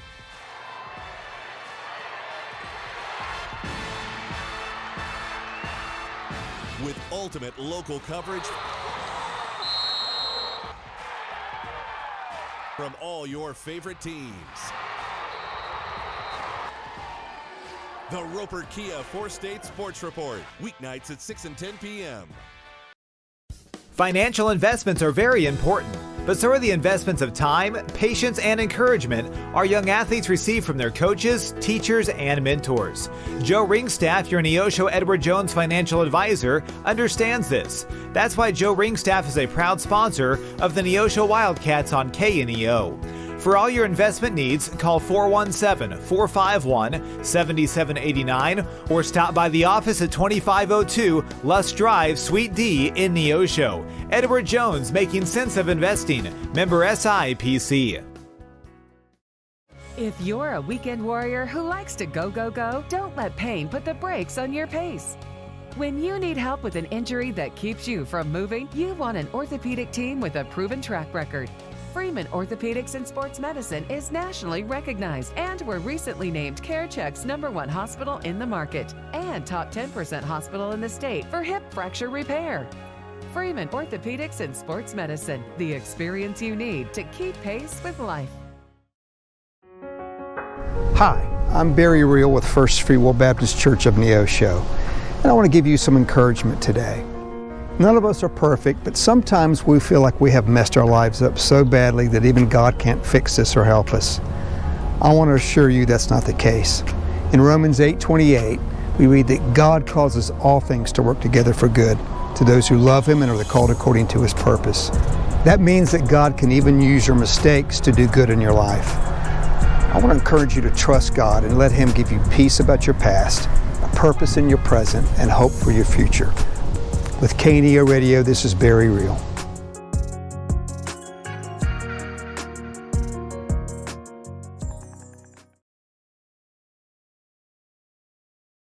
Welcome back to Springfield, Missouri. We're at Glendale High School. We're getting ready to start the second half. There's about 42 seconds left, but I want to remind you of a couple of programming notes. Number one, stay with us after the ball game. Arvest Bank has sponsored the Coaches Show, and Coach Towdy will be up here after the ball game. If we keep playing the kind of ball we're playing, it's going to be a great time with Coach Towdy up here, Josh. Oh, it's always fun to talk to the coach after a win. And not to get ahead of ourselves, we've got 2 more quarters to play. We've been in this boat before, but I'm very impressed by both the offense and the defense. Honestly, to this point, I don't know which side of the ball's been more impressive because, honestly, the defense has only been broken one time on a 38-yard touchdown pass. Yeah, so they really have. And the defense has really played well tonight, so kudos to them. Other programming note is all softball games, with the exception of just a few non-conference games, and pay attention to KNEO, our website to know, but most all softball games that we play will start at 5 o'clock in the afternoon. For those of you that have been used to being at the ballpark at 4:30, come on out anyway, and we'd enjoy seeing you. But and the Cats will actually start with Waynesville, and then we'll be on September the 3rd at our house. So come on out and support those Cats. Here comes the kickoff. Cifuentes puts the big right foot into it. It's going to be taken at the 12-yard line, coming up the near sideline. Behind a few blockers, spinning forward, that's Richardson, and he'll cross the 35-yard line, brought down by Canton Smith after a 19-yard return. It'll be first down and 10 for the Glendale Falcons to begin the second half. Neosho leading the Springfield team 21-7. Ball on the 38-yard line. Well, Kenton Smith shows you why he's in that tough safety position, because he made that open field tackle then, and Richardson could very well have been off to the races if he hadn't made that tackle. Cash Newberry, the Glendale quarterback, and he's looking to throw, throws it out into the flat, pass caught, big hit, but spun off the hit. The receiver has first down yardage. That was number 14, Trevor Heeman. He's going to get about 11 yards and a first down on the first play from scrimmage for Glendale. That may be about the third first down that Falcons have had the whole ball game. They've been few and far between. Neosho gave Glendale its first down of the game on a penalty. But other than that, Neosho has really stymied this Falcon offense. Got two receivers right, got a slot, split out to the left side. Newberry to throw, throwing deep. He's got a man open. It's caught at the 25-20, tackled inside the 15-yard line. That is Jacon Seats, got by the defense, and that is a big play. Boston Patterson showed the speed that time. He let him get behind him, and then he had to go make the tackles himself. So the first down and 10. That was a 37-yard pass play down to the 14. So Glendale's first two plays from scrimmage, John, see, I'm afraid we may have jinxed ourselves, have went for 11 and 37 yards. Well, this is exactly what you would expect out of Frank Tristan, to come out like that and come out hard. Ball's handed off this time, and this is to Samurai going to the right side, and minimal gain there. But Pinkett, he's a big load to tackle, but we do get him stopped, but a short gain. Gain of 2, it'll be 2nd and 8. I just Trey Harden made that stop that time. If he'd gotten past him, we'd have said a little something. I believe it. Harden, he can deliver the pain. He most certainly can. Well, this is going to be a real challenge for the Cats. They're inside the 15-yard line, and it is 2nd and 8. Yeah, from the 12-yard line, Samurai Pickett in the backfield, and it's going to be quarterback keeper, tackled. Nice. Bryce Warren gets Cash Newberry after a short gain. May have got a yard. That was a designed quarterback draw, and it'll be 3rd down and 7 from the 11. So a big defensive play coming up here. Nice job by Bryce that time. Warren to get over there from his cornerback position. Actually, it's a defensive end position, but he plays like a cornerback so many times. 9:54 to play in the third quarter. Cash Newberry, the quarterback, looks left, throws. He's got a man incomplete. He threw it behind the receiver, who reached back and couldn't pull it in. That ball was intended for Ross, I believe, and it goes incomplete. So now it's 4th down and 7, and I suspect they're going for it. It kind of looks that way. There's been a couple of people jump out there and run back. So here we go, 4th down and 7 from the 11-yard line. Huge play here in the third quarter. Big stop for the Cats. We need to look for the run up the middle right here. 9:44, the ball is thrown into the end zone, incomplete. Good pass coverage. Boston Patterson on the coverage. That ball was intended for Richardson, but it falls incomplete. Neosho holds. Nobody has any idea how important that was, that we get the ball over on downs after they had opened it up pretty well and been successful with a couple of pass plays. First down, 10 Wildcats. We've got 89 yards to go. 9:40 to play in the third quarter. Wildcats have never trailed. Cade Spiva calling the signals. And he fakes the handoff, throws out to the right side. Pass complete. Just a quick button hook there to Brock Pyle. And it will be a gain of about 5 yards, be 2nd down and 5. That was a nice catch by Pyle going across the middle. And Spiva does give, and it gets Welch with a short gain. His footing betrayed him as he slipped down and gets just a yard or two. Yeah, but I'll tell you what, the hole was wide open there. So the Cats, again, are doing something right. I'm not sure you don't go back and do the same thing. It's 3rd and 4. from the 18-yard line of Neosho. And Spiva does give it. No, he fakes it. He's going to keep it. Runs around the right side and has a first down. So Cade Spiva picks up the first down. That was good misdirection by Neosho. And the ball down to the 25. That's a 7-yard gain. Well, that's another place where Cade Spiva, you've got to be very, very careful. And he throws out into the flat. Pass caught.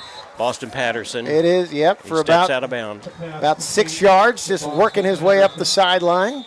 Effective offense being ran here by Neosho, and a timeout going to be taken on the field. Timeout. Yep, 8:34 to play here in the third quarter. Neosho leads 21-7. I like the way that we're slicing and dicing, making our way up the field. Well, I tell you what, nothing takes more steam out of somebody than to have a couple of really nice pass plays to open the quarter, and then your defense hold and get the ball over on downs, and then make the first couple of first downs. So it'll be 2nd down and 5 from the 30-yard line. Wildcats with touchdowns from Denver Welch and from the combination of Denver Welch and Cade Spiva. You had Denver Welch, the 5-yard touchdown to get the Cats on the board. Cade Spiva with a 13-yard touchdown run. And then the biggest play of the game was a Cade Spiva to Denver Welch 56-yard touchdown pass to give Neosho the 2-touchdown lead going into the locker room. And really that pass wasn't but about 15 to 18 yards, and it was all Denver Welch from there. He juked 2 blockers out of the way, and off he went. Yeah, you get him in the open field and give him the opportunity to create, and Denver Welch will hurt you as he did the Glendale Falcons. So they're doing a good job of trying to keep the players hydrated and keep everybody healthy. Also, I'm sure you've got to keep the game moving to some degree. There's that balance, although we were seeing a lot of illumination in the sky there about 30 minutes ago, but I haven't been noticing as much, so hopefully we will be fine against the storm. Well, the weather forecast called for it to come in this direction about 9 o'clock, but I believe it's already gone on around us. I feel bad for our friends over there in Lebanon tonight. I just checked the Web City feed. I still didn't see players out on the field. You know, that may be a tough deal, and that's a long way back home as well. It sure is. At some point, you got to say, well, this is not going to happen. Let's all go home and we'll come back and we'll do it on a Saturday or a makeup.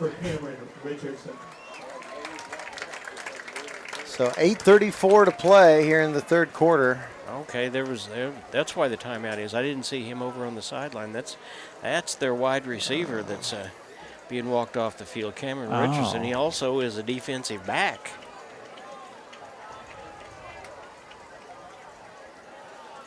Neosho, after this game, will be at home next Friday. The Kickapoo Chieftains will come to town.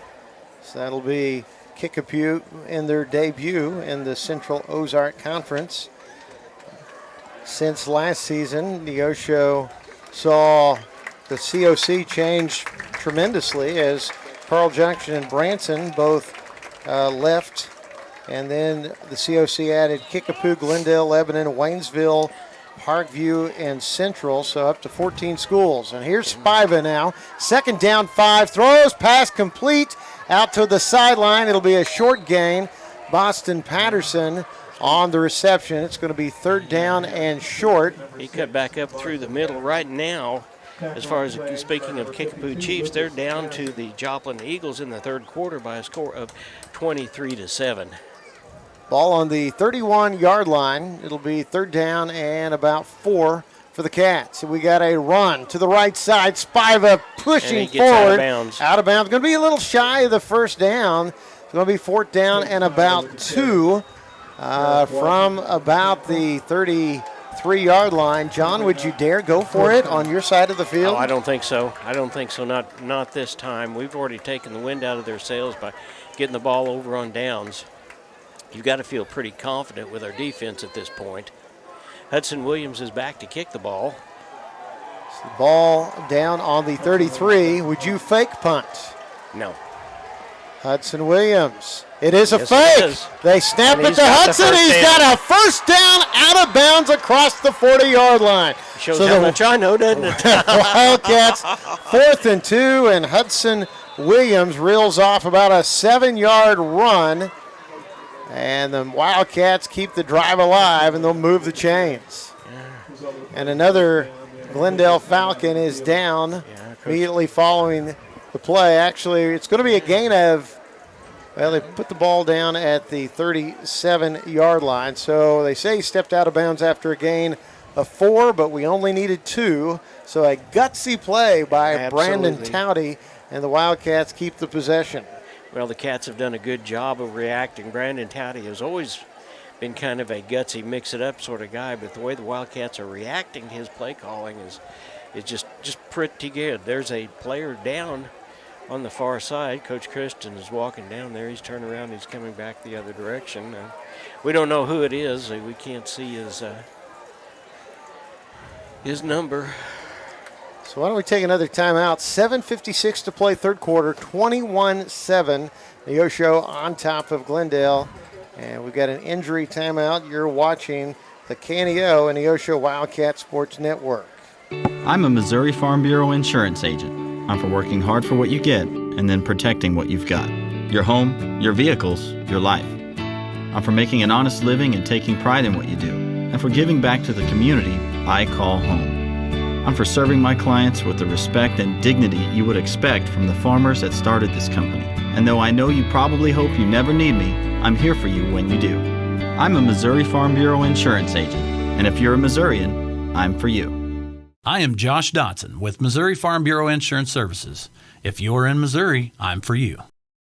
People's Bank of Seneca, proudly investing in our community and you since 1996. Locations in Joplin, Neosho, and Seneca. Bank PBS, peoplesbankofseneca.com. Happy Egg supports the family farmer because they've seen the difference a choice like this can make. Now you can grow for Happy Egg and choose to raise hens the right way, the happy way. When you grow for Happy Egg, you're growing for a family-owned and operated business. You're raising happy hens on 10+ acres who will lay happy eggs. You're working for yourself. As a Happy Egg grower, you'll receive new flock cost support and yield-based compensation. Visit happyegg.com/grower to apply today. Keep up with everything KNEO is doing by visiting our Facebook page. You can like us on Facebook and follow everything we do, and also get the ball game schedules on there. Go to facebook.com/KNEO Radio. Also on X, formerly known as Twitter, but now it's X, at KNEO 917 Sports. You can also download our phone apps. We have them available for iPhone and the Android, and you can watch all of our Wildcat Sports broadcasts inside the apps. Some sponsors that we would like to thank for tonight who made this broadcast possible: Edgewood Bowling Center, People's Bank of Seneca, Missouri Southern State University, Compton CPA Group, First Community Bank, Specialty Risk Insurance, Pertlube Tire and Auto Center, Southwest Missouri Bank, and Josh Dodgson. He's an agent for Farm Bureau Insurance. And for all the scores, stay with us after the ball game for the Drive Time Sports Show, which is being brought to you by Freeman Orthopedics and Sports Medicine, and then certainly the interview with Coach Towdy after the ball game being brought to you by Arvest Bank. So we've got 7 minutes and 56 seconds left in this third quarter. This is the second injury timeout that the Falcons have had, and looks like the player is getting up now, and they're bringing him up to his feet. He is number 5, and that is Camden Bellamy. Yes, let's hear it for Scout Rollins. Yeah, actually, I think this is Scout Rollins, the sophomore linebacker, getting helped off the field. But, you know, it has been very humid. It's evident that it rained here just before the game started. All the bleachers were very wet as we arrived here. And you can just feel the humidity. I'll tell you what, he's not walking well on either one of those legs. So there's no telling. So it's going to be first down and 10, Neosho. 7:56 to go, third quarter, 21-7. Neosho on top of the Glendale Falcons. 3 receivers left, 1 to the right side. And Spiva bellies the running back, throws out to Noah Soriano, and he's up the left side for a first down and more as he crosses midfield to the 47-yard line. That is a 16-yard pickup and a first down. Well, what a great job that time of getting the ball to Soriano, and he turned on the afterburners and just ran through 3 of the Falcon defenders. Now it's an option pitch to Denver Welch, running for the sideline. He's got the corner, now cuts back. He's got a first down and more before stepping out of bounds inside the 35-yard line. So that's going to be at least a 12-yard gain. Make it a 12-yard gain for Neosho. Is it amazing to you how the ball always gravitates to the yard line for whatever reason? Isn't that amazing? First and 10 from the 35. Wildcats on the prowl again. Spiva throwing for Noah Soriano. And breaks the tackle. It's going to be a touchdown. 35 yards on the slant pattern to Noah Soriano. Neosho goes up 27-7. 7:29 to go in the third quarter. It was a great pass. It was a great catch and run afterwards. But the guy that made that work was Brock Pyle. He was set up in that little slant position, and he threw the block that gave Cade Spiva enough time. So now Ebbinghaus will attempt to tack on yet another out of the hold of Kivett. Holds down, kick is up, and the kick is good. It's 28-7. Neosho up 3 touchdowns on the road at Glendale. We take a timeout. We're back with more. You're watching Neosho Wildcat and the KNEO Sports Network. At the Hillcrest Church of Christ, we're striving to be His own people, eager to do what is good. Join us for worship at 10 and 6 Sundays and for class Sunday morning at 9 and Wednesday evening at 7. You're sure to find a warm welcome and friendly people seeking to please God according to His Word. Wildcats, join us every Tuesday morning before school for Devo and Donuts at 7 a.m. Learn more about the Hillcrest Church of Christ at neoshochurchofchrist.org.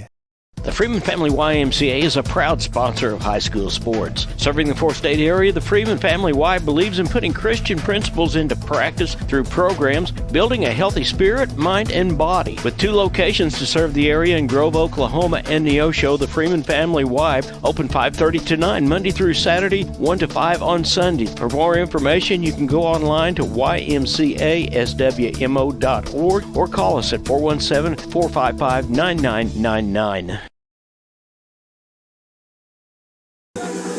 28-7 Neosho. Wildcats just getting into pay dirt again on a 35-yard touchdown pass from Cade Spiva to Noah Soriano. Now Romario Cifuentes squibs the kick all the way down to the 24-yard line, and it's taken straight up the field, and a good return by number 11, Joel Rover, before he is upended. Yeah, there's a flag on the play, and it looks like maybe it's going to go against the Falcons. Rover did a good job moving the ball right up the field. He didn't get too fancy. We await the indication from the penalty. And it does. Unsportsmanlike conduct, and it is a face mask. On Glendale. We'll take it. You bet. Neosho has really been the better team to this point, as the Cats, with 4 touchdowns, they gave up a 38-yard breakdown that allowed for a touchdown pass from Cash Newberry to Cameron Richardson with a little more than a minute to go in the first half. But other than that, it's been all Wildcats. And this is going to be another penalty assessed from the spot of the foul. 15-yard penalty. It's going to be 1st and 10 from the 22-yard line for Glendale. Well, that was caught by one of the backfield officials, so he must have had a pretty good eye on it because he was probably 15 yards down from where the infraction occurred.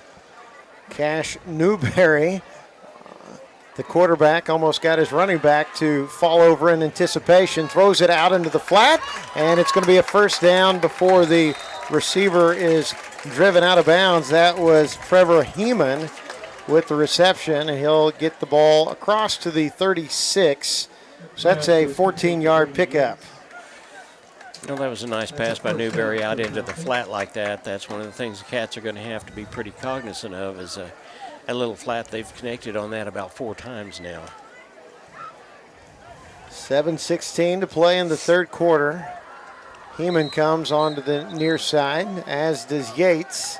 We've got a player down, a Neosho player down now, so we've got another timeout on the field. And well, he's back up. He's up and he's going over to one side. He's not staying down long. That was Kason Roan. Yeah. That was down, but he's back up. But still, consequently to that, we will have an official timeout. So with 7:16 to play, third quarter, Neosho leading 28-7. They say, hey, let's get back out here on the field. Let's play some ball. Yeah, I'm in favor of that. We got a long ride home here pretty soon. It's not as long as Webb City, who's going to be traveling home from Lebanon if they ever get that game going.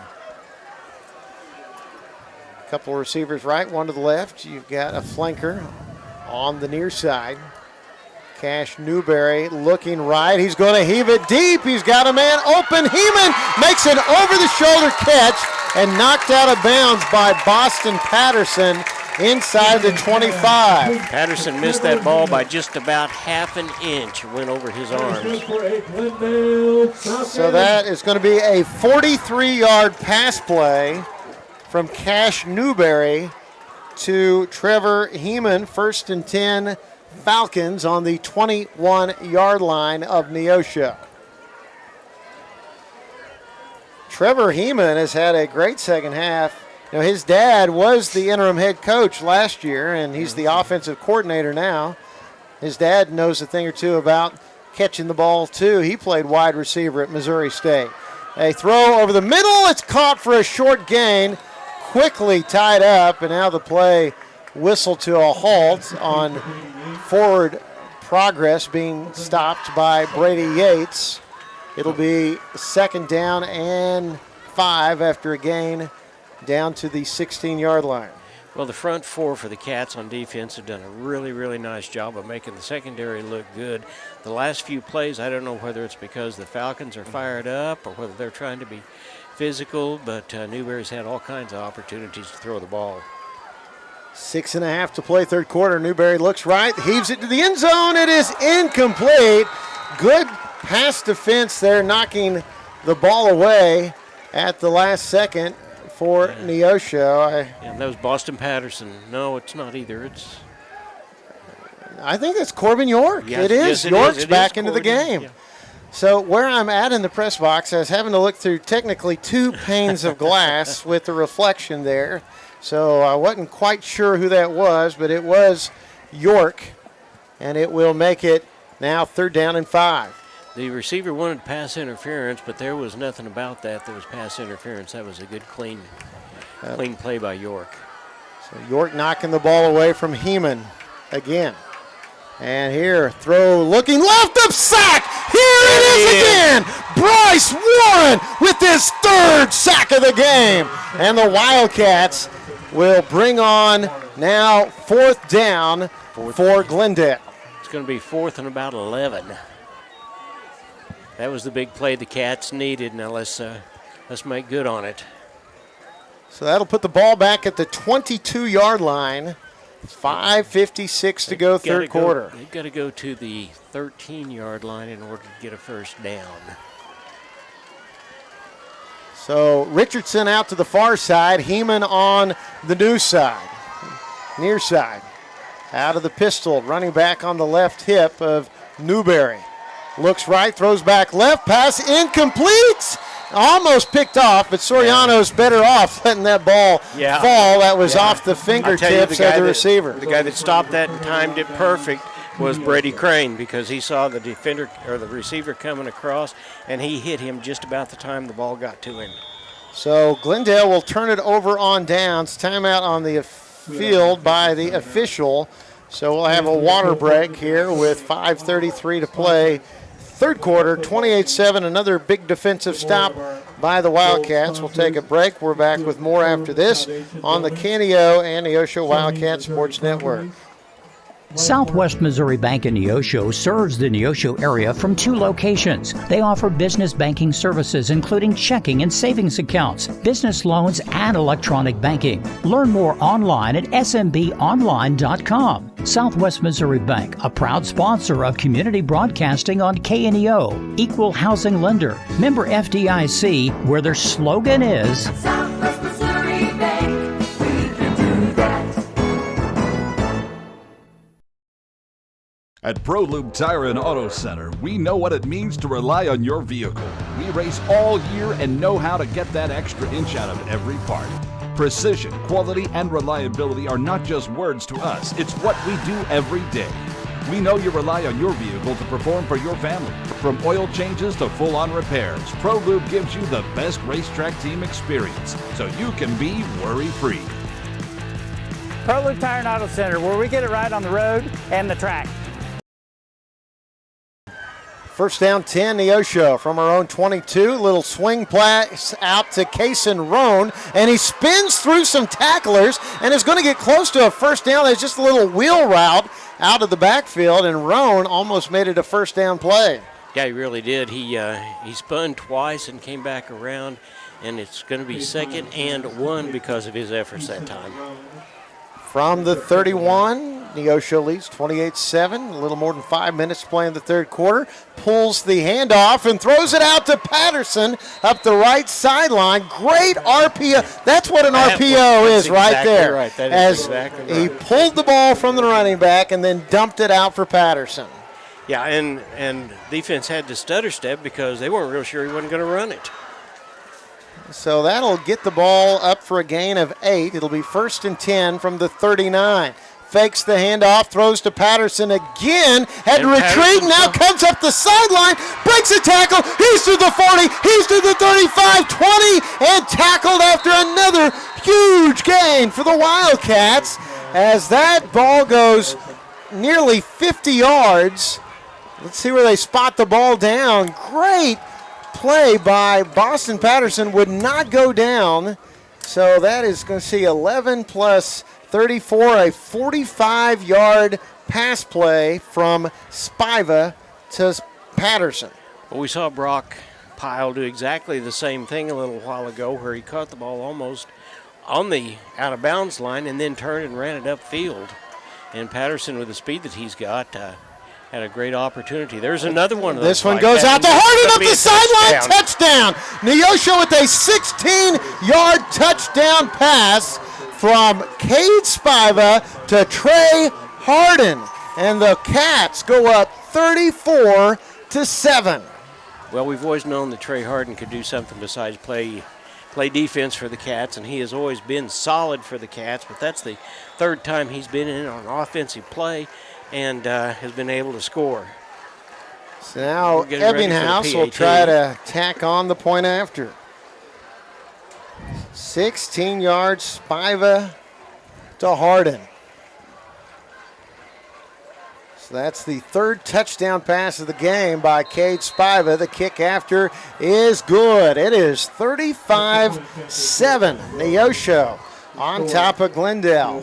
We take the timeout. It's 4:28 to go, third quarter. You're watching the KNEO and Neosho Wildcat Sports Network. This is Pastor Barry Reel from the First Free Will Baptist Church of Neosho. Though our culture seems to be rejecting the idea of truth, we remain committed to obeying God's Word by speaking the truth in love. We would love to share God's truth and love with you. We're located at 960 Burr Crossing Road in Neosho, and we meet on Sunday mornings at 10:45 a.m. and then again on Sunday and Wednesday nights at 6 p.m. Find us on Facebook at First Free Will Baptist Neosho or call 918-413-5465. We all have those days where we don't want to get up. But when we have true discipline and choose to rise up,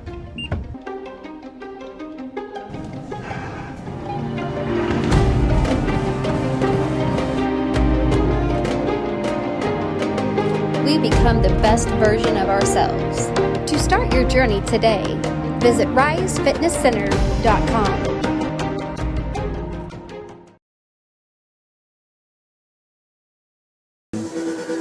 It is is 35-7 Neosho.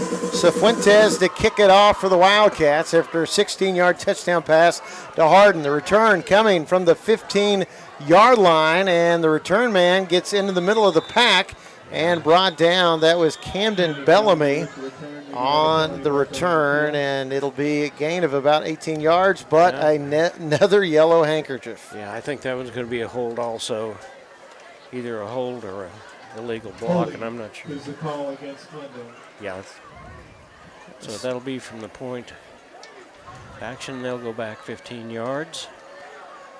It has been a game of lots of opportunities for improvement. We'll say that for the Glendale Falcons, but you've got to credit the Wildcats as they have forced the hardships of the home Falcons, and now they'll have it first down and 10 from their own 23.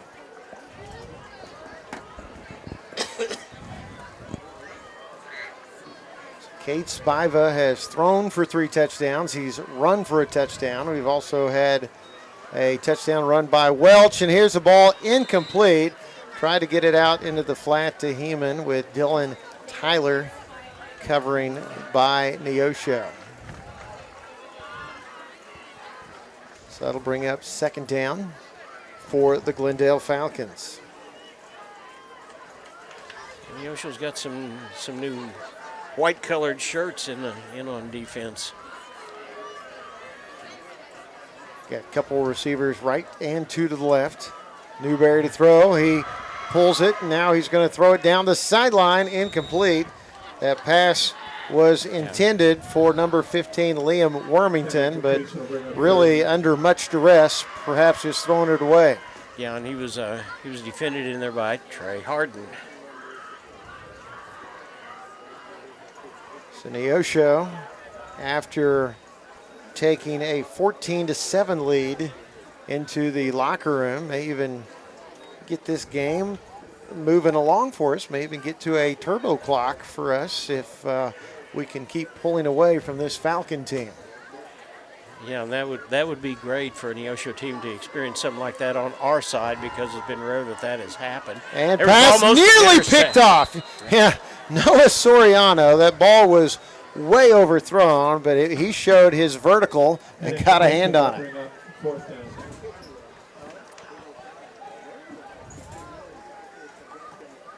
So Neosho up by 28 points, 4:09 to go. And the Falcons with fourth down upon them. We're going to see out onto the field Brady Yates to punt it away. Here comes Boston Patterson and Hudson Williams. Yeah, he's going to be out there. And Glendale trying to get their personnel sorted out. You got one of the up men saying, hey, we need one more. And the ball goes over the punter's head, and he'll just land on it for a safety. So Neosho extends the lead to 37-7 on the bad snap over the head of the punter, and did a fine job to cover it up. You can just kick it out of the end zone if need be. You don't want the defense to cover that up, but there is a flag. It's a legal motion on Glendale, and Neosho's obviously going to decline that and take the points. 37-7 in favor of the Cats, and there is 4 minutes and 9 seconds left in the third quarter. So we'll take a break, come back with a kickoff. Neosho up on Glendale by 30 points with 4:09 to go in the third. We're back after this. Family Market, located at 201 North Neosho Boulevard, is your friendly hometown grocery store with delicious deli and the best selection of fresh meats and beautiful produce. Family Market can also take care of all your catering needs. Whether your upcoming event is big or small, Family Market can handle it all. Call 451-0057. That's 451-0057. Check out the Family Market Facebook page for weekly specials. Go Wildcats from Family Market of Neosho. KNEO would like to thank the Big Nickel for sponsoring this portion of broadcasting on 91.7 FM. The Big Nickel is an advertising shopper for thousands of different items, from automobiles and livestock to help wanted and real estate. It covers a 70-mile radius in the four-state area and is available in area businesses each week. Located at 1931 East 20th Street, Suite 103 in Joplin, Missouri. Their telephone number is 417-624-4100.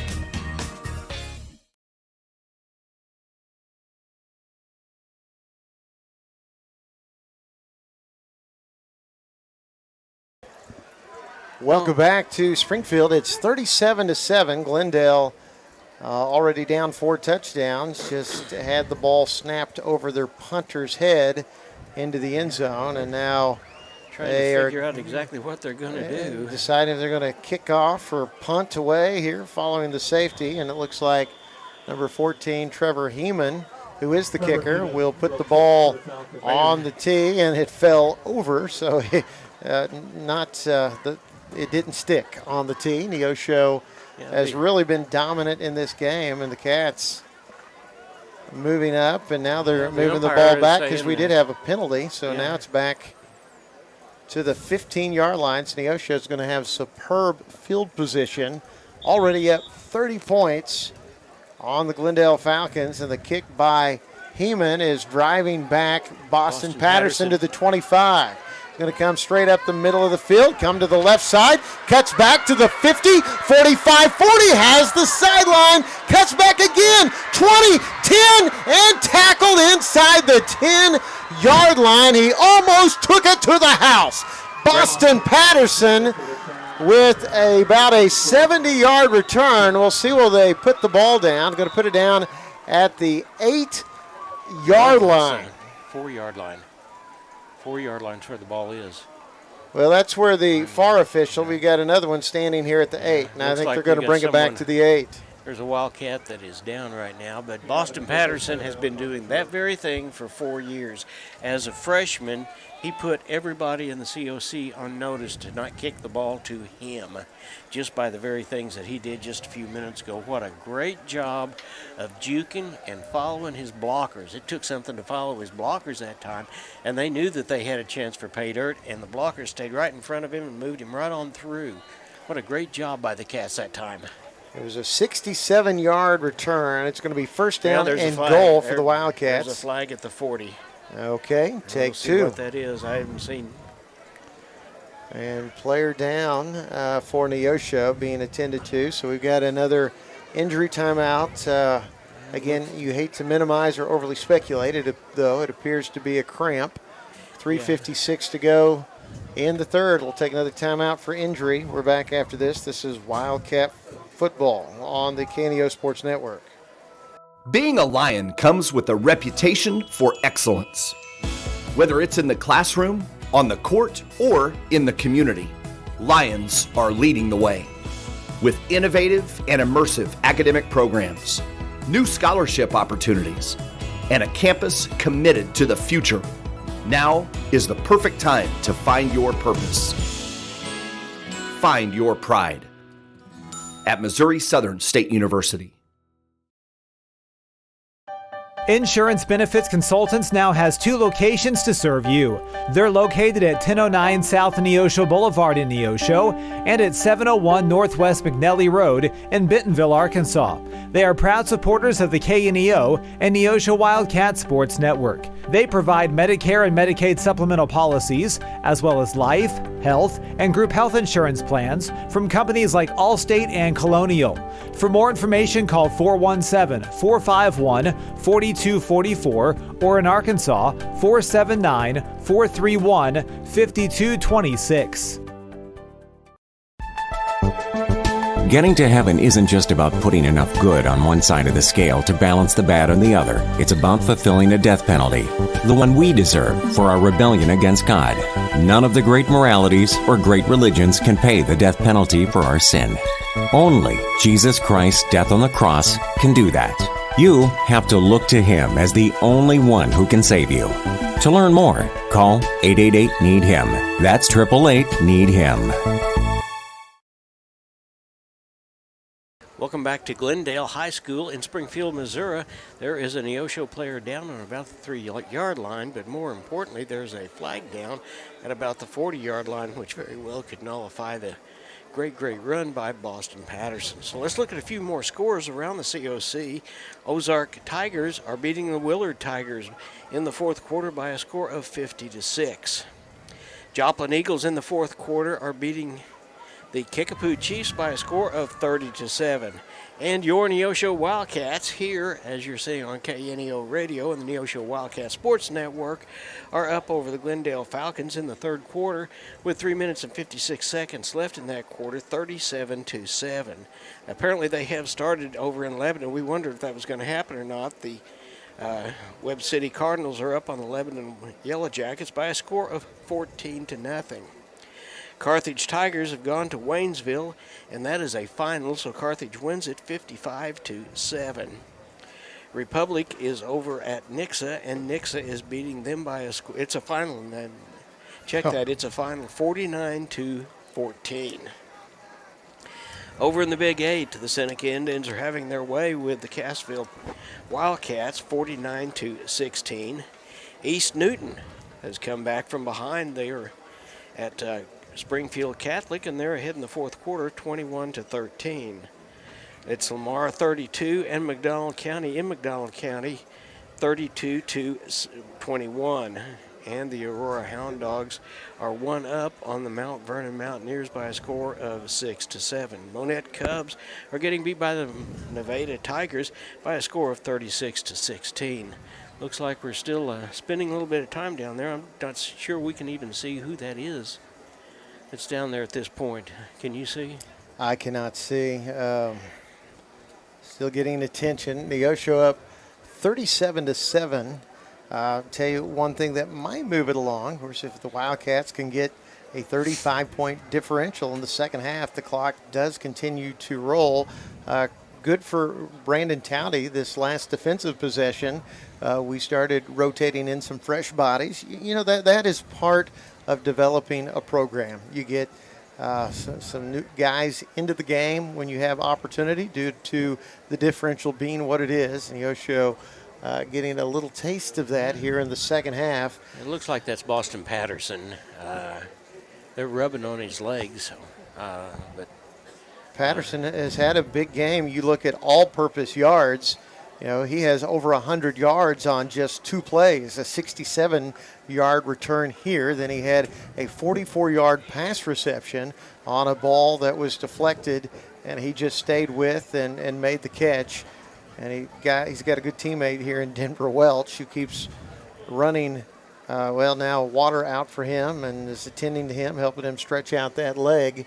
Neosho with Denver Welch scoring the first touchdown of the ball game with 4:23 to go in the first quarter. And then in the second quarter, you had a 13-yard touchdown run by Cade Spiva and a 56-yard touchdown pass from Spiva to Welch to give us 21 points at the half. We had given up a 38-yard touchdown pass from Newberry to Roan, but the score was 21-7 at the half. But it's been all Neosho second half. We had a 35-yard touchdown pass from Spiva to Noah Soriano, then a 16-yard touchdown pass, Spiva to Trey Harden, and then a safety not so long ago when the Falcons snapped the ball over the punter's head into the end zone, and he pounced on it to give Neosho the 2 points. But those last 2 touchdowns were set up by the defense, and they turned the ball over. They made the stops they needed to make well within the 15-yard line both times, and they did not give in. They were relentless, and the ball turned over to the Cats on downs. So there's really good things happening tonight for the Neosho Wildcats, and it's a good opportunity to carry through the rest of the season. Let's take another timeout. It looks like that the player is still down, and we'll come back in just a couple of minutes. Well, it looks like maybe they're getting ready to get him up. But Luke, let's take another timeout. McKay Quality Roofing is a proud supporter of KNEO Radio and the Neosho Wildcat Sports Network. They are located in their new offices at 8115 South Neosho Boulevard. They specialize in roof removal and replacement of residential and commercial properties. In order to serve you better, they have offices in Neosho, Cassville, and Grove, Oklahoma. Call McKay Quality Roofing at 417-455-3326 for a free quote, or online at McKayQualityRoofing.com for more information. And go Cats! Locally owned, operated, and here for you. check out the new face of the Neosho Daily News, covering Newton County, highlighting area residents, businesses, school news, sports, and more. Find us on Facebook at Neosho Daily News or call 417-451-1520. Go get 'em, Wildcats! Today's Wildcat game is brought to you by Edgewood Bowling Center of Neosho, Missouri. Located at 2811 Gardner Edgewood Drive, they now have new synthetic lanes for adult and children bowling leagues and a smoke-free environment. They also have a certified pro shop and hosting for private parties. They offer Cosmic Glow Bowling on Fridays and Saturdays after 9 p.m. To learn more about Edgewood Bowling Center and their leagues for adults and children, the phone number is 417-451-4505.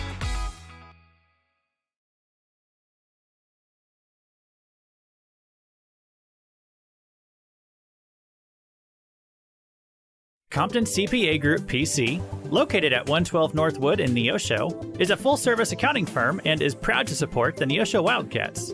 Compton CPA Group PC can assist you at every stage of your financial life and help you work toward your financial goals. From tax preparation to bookkeeping services, Compton CPA Group PC has you covered. For all your tax and business affairs, call 417-451-2932 or learn more at ComptonCPAGroup.com. Clark Funeral Homes, with 2 locations, 312 South Wood Street in Neosho and Highway B at Highway 86 in Granby, is proud to be a part of these local communities. Established in 1890, they specialize in a variety of funeral service options, including traditional, cremation, and graveside services. They also offer monuments. Clark Funeral Homes, 417-451-2345 or online at clarkfuneralhomes.com, a sponsor of KNEO and Neosho Wildcat Sports Network. People's Bank of Seneca, proudly investing in our community and you since 1996. Locations in Joplin, Neosho, and Seneca. Bank PBS, peoplesbankofseneca.com. Welcome back to Glendale High School. Boston Patterson is the player that's down for the Cats, and they've got a card out there. They're going to put him on a card. Hopefully that is just a precautionary measure, but he certainly stayed put. Denver Welch is putting his helmet on and going back, and we still have a flag at the 40-yard line that has to be dealt with. So we'll get things going here pretty quick. Looks like the superintendent of schools and the AD for Neosho were down on the field with Boston at the time, so we're certainly realizing the importance of a young man of Boston's caliber, and I believe they do that for any player that Neosho had that was down. So they're going to take him off, and maybe they're going to get him some medical attention.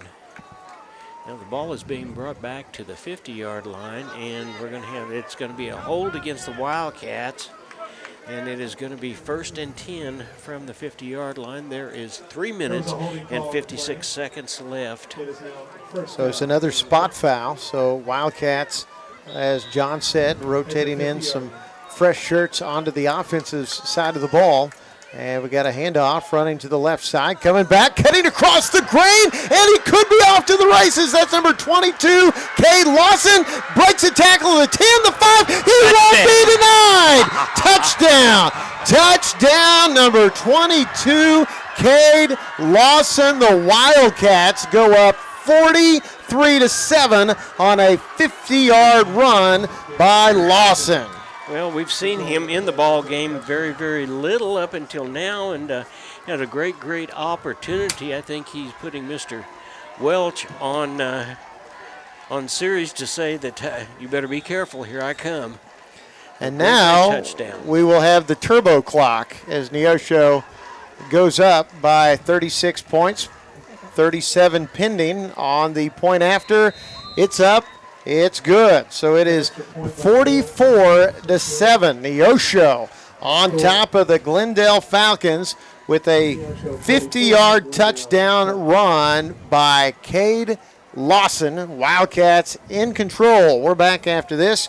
You're listening and watching the KNEO and Neosho Wildcat Sports Network.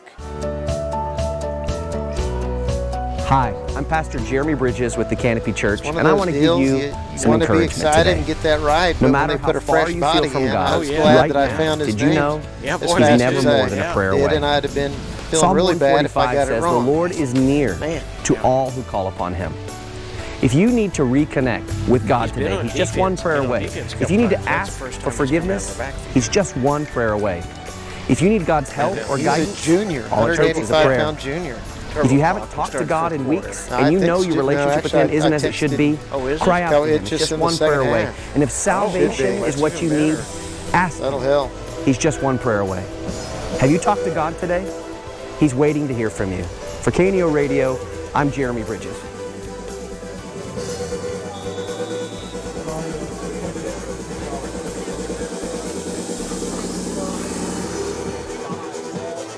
All right, in 3, 2, and 1. Romario Cifuentes to kick it off for Neosho with a 44-7 lead in the third quarter. And the kick down the middle of the field, it's going to be taken at the 15-yard line and cutting across the left side and going to be wrapped up and taken down by a posse of Wildcats at the 25-yard line. That was Hayden Fick on the return. Wildcats not wasting any time in that last possession after a 67-yard kickoff return was called back on a holding call. Boston Patterson, his spirit was still honored with a 50-yard burst right up the middle by Cade Lawson. And now, again, that clock will not stop here in the second half as long as Neosho continues to have a 35-point lead, except we're going to have, looks like, a timeout by the Wildcats, and that may be just sorting out personnel at this point. Yeah, I think it probably is. We've got some kids that are in the ball game, and rightfully so. It's not something that Neosho's had a great opportunity to do in the past, but what a great opportunity to get some kids in and get a little bit of varsity time. There is a huge difference between playing on Monday night and playing on Friday night. And getting some of these kids that have got some playing on Friday night, the better off we are. There's 3 minutes and 5 seconds left in this quarter. And everybody that's made it onto the field tonight has just been thinking, hey, I like Friday nights. Yeah, absolutely.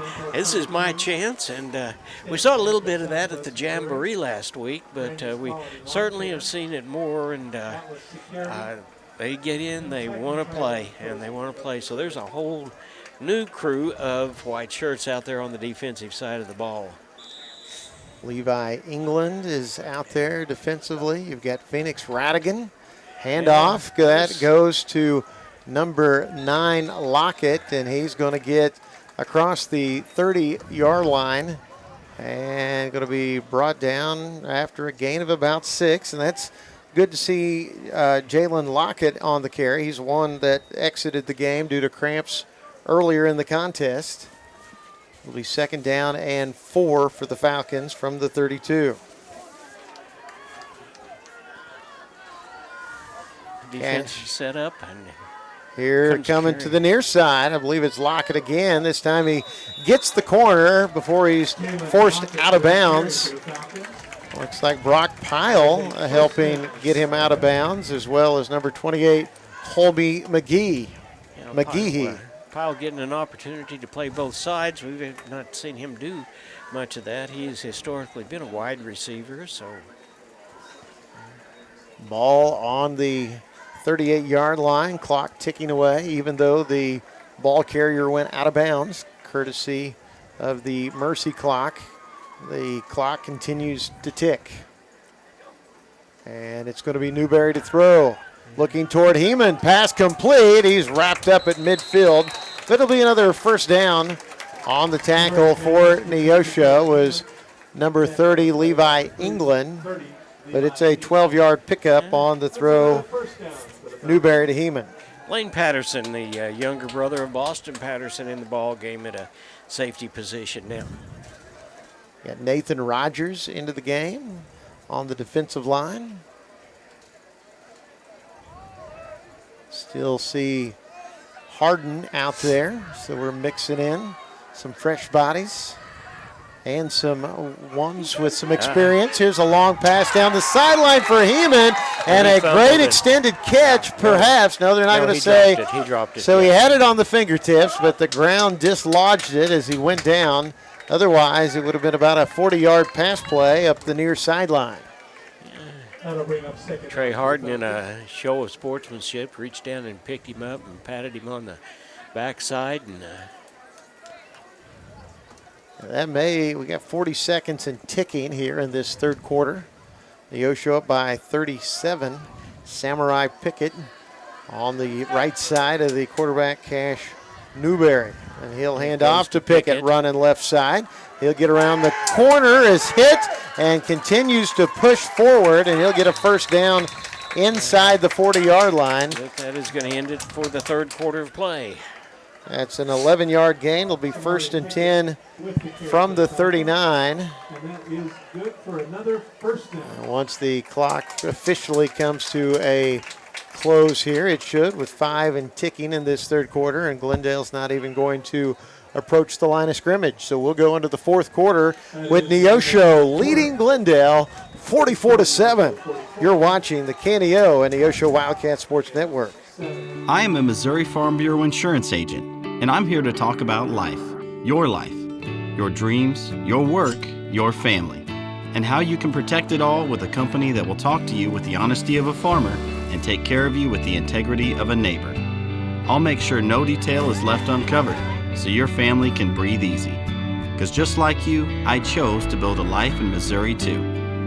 I'm a Missouri Farm Bureau insurance agent, and I'm from Missouri for life. I am Josh Dotson with Missouri Farm Bureau Insurance Services. If you're in Missouri, I'm for you.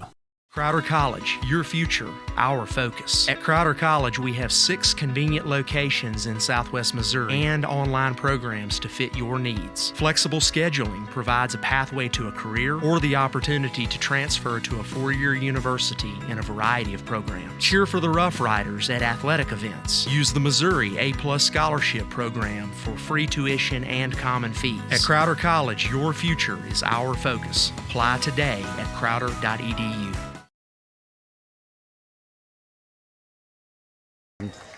44-7 Neosho, and we've got 12 minutes to play, but it might literally be 12 minutes because the turbo clock is in play with Neosho having a sizable lead on their host Glendale Falcons. And it's going to be Newberry, bellies Pickett, runs to the near side. He'll get to the 30-yard line and forced out of bounds. That was Kason Roan with the tackle.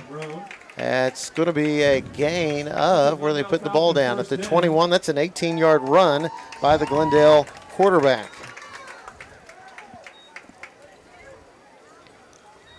So we need the defense to stay stout here. Otherwise, our turbo clock won't stay so turbo-y. That's true. 11:22 to play in this fourth quarter. Fakes the handoff, throws over the middle, deflected, nearly picked off. Number 28, Colby McGehee, got his fingertips on it, just couldn't quite lure it in.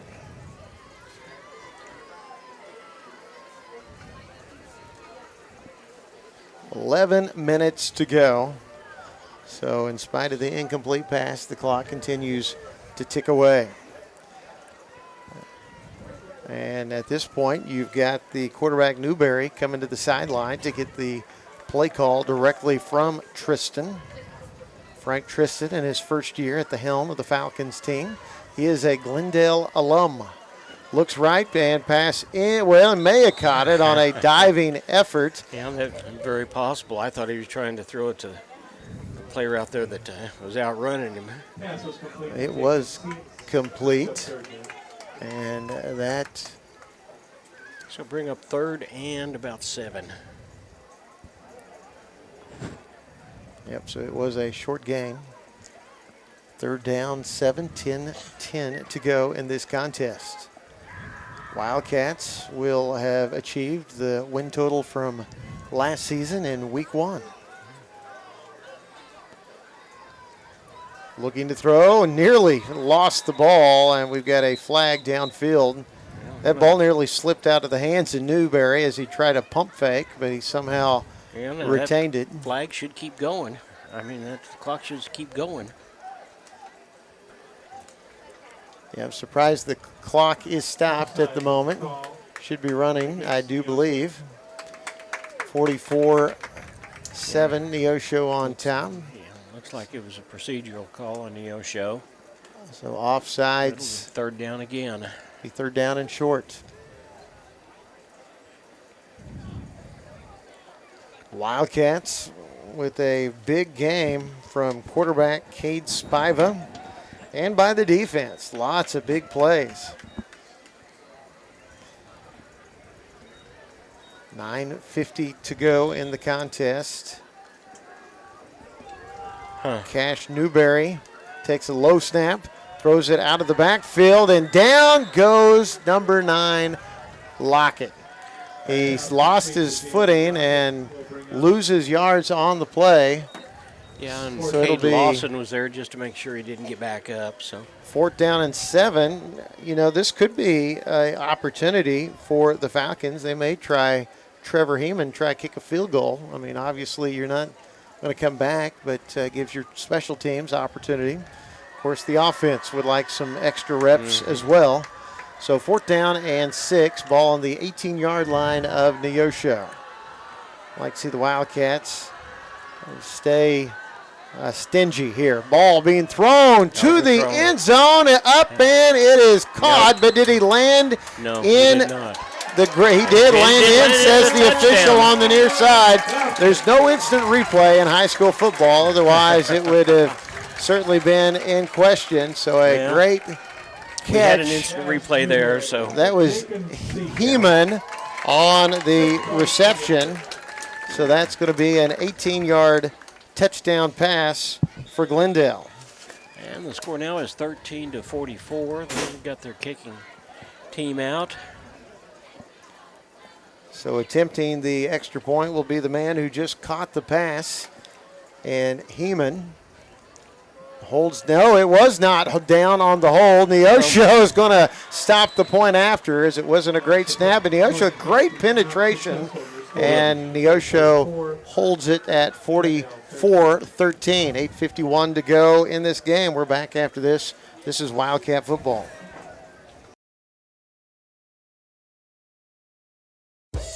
Tally Tire at 18152 East Highway 86 is a proud supporter of local high school athletics. Tally Tire is your full-service car and truck headquarters. They carry name-brand tires such as Nexen, Mastercraft and Uniroyal, ATC camper shells and bed covers, and do oil changes and tune-ups.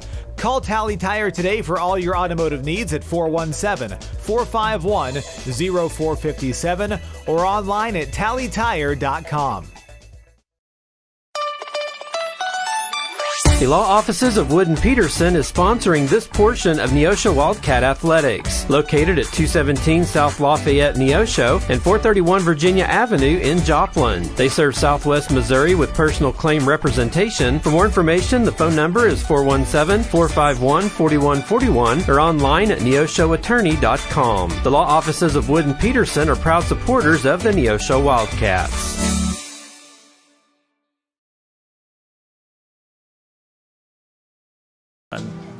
44-13 Neosho. Kick by the Falcons taken from the 14-yard line. That is Roan up the near sideline. Keeps shedding would-be tackler, still on his feet at the 34. Breaks across to the far side, to the 50. He's got the edge to the 40. He's around the corner, 30.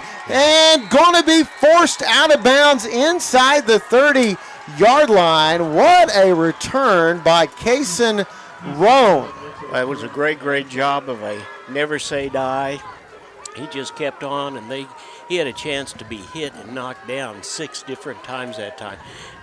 And he broke the tackle every time. 68-yard return by Kason Roan. That choked me up a little bit.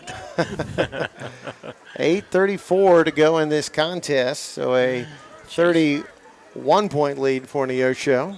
Chase Kivett will be the quarterback of record now for the Wildcats. Chase is a 194-pound junior, and he has got Lawson in the backfield with him. as well as it looks like Nate Winkler. And it's a low snap, and Kivett has to retrieve it at his feet and make the best out of it that he can. And he's going to lose some yards, consequently. Ball going to be put down at the 26-yard line. It'll be second down for the Wildcats. We'll see the Cats just kind of do their thing to run the clock off right now. All of them are lined up, and they're over there looking at offensive coordinator Whitehead. Lincoln Howard in the game. Colby Lawson. You got number 24, Brody Mitchell. Cayman Roan's in the ball game for the Cats. Miller Franklin. Kivett out of the shotgun, and we got a flag on the play. Yeah, somebody jumped on the Cats' offensive line. Yep. False start on Neosho. That's another challenge as you're rotating people into the game. Perhaps for the first time on Friday night, Brody Leach is on the field for Neosho. Also got number 76, Michael Shellhorn, another sophomore. Cayman Roan, number 12. Here on the near side, he's a wideout. Play clock down to 6. Neosho's going to have to hustle to get the play off to avoid another penalty. 2-1. The snap's good. Lawson takes the handoff, running right. Nice stutter step. Pushes back into the interior line, and he'll make it down to about the 26-yard line, which is where we were before the penalty. So that's going to bring up third down for the Wildcats. Third and about 13 to go. I want to remind everybody to stay tuned for the Drive Time Scoreboard, brought to you by Freeman Orthopedics and Sports Medicine, and then our first post-game interview with Coach Brandon Towdy being brought to you by Arvest Bank of Neosho. Wildcats come to the ball. Makes you wonder if we might attempt a pass play, because this unit does need to practice such a thing. Kivett looking down the field. Pass is caught for a first down and tackled inside the 15-yard line. And pass was caught by number 21, Lincoln Howard. Lincoln Howard is a sophomore, is 5'10 and 171. It was just enough yardage for the first down. It was a 13-yard gain. Be first down and 10 from the 13-yard line of Glendale. 6:08 to go. Hey, even on the trainer's table, we got a cheerleader being attended to. So it's everyone's feeling the effects of the heat. We have an official timeout on the field. We've got an official timeout. So, as we just alluded to, with the heat taking its toll, timeout on the field with under 6 minutes to go in this game. 5:59 to be exact. 44-13, Neosho on top.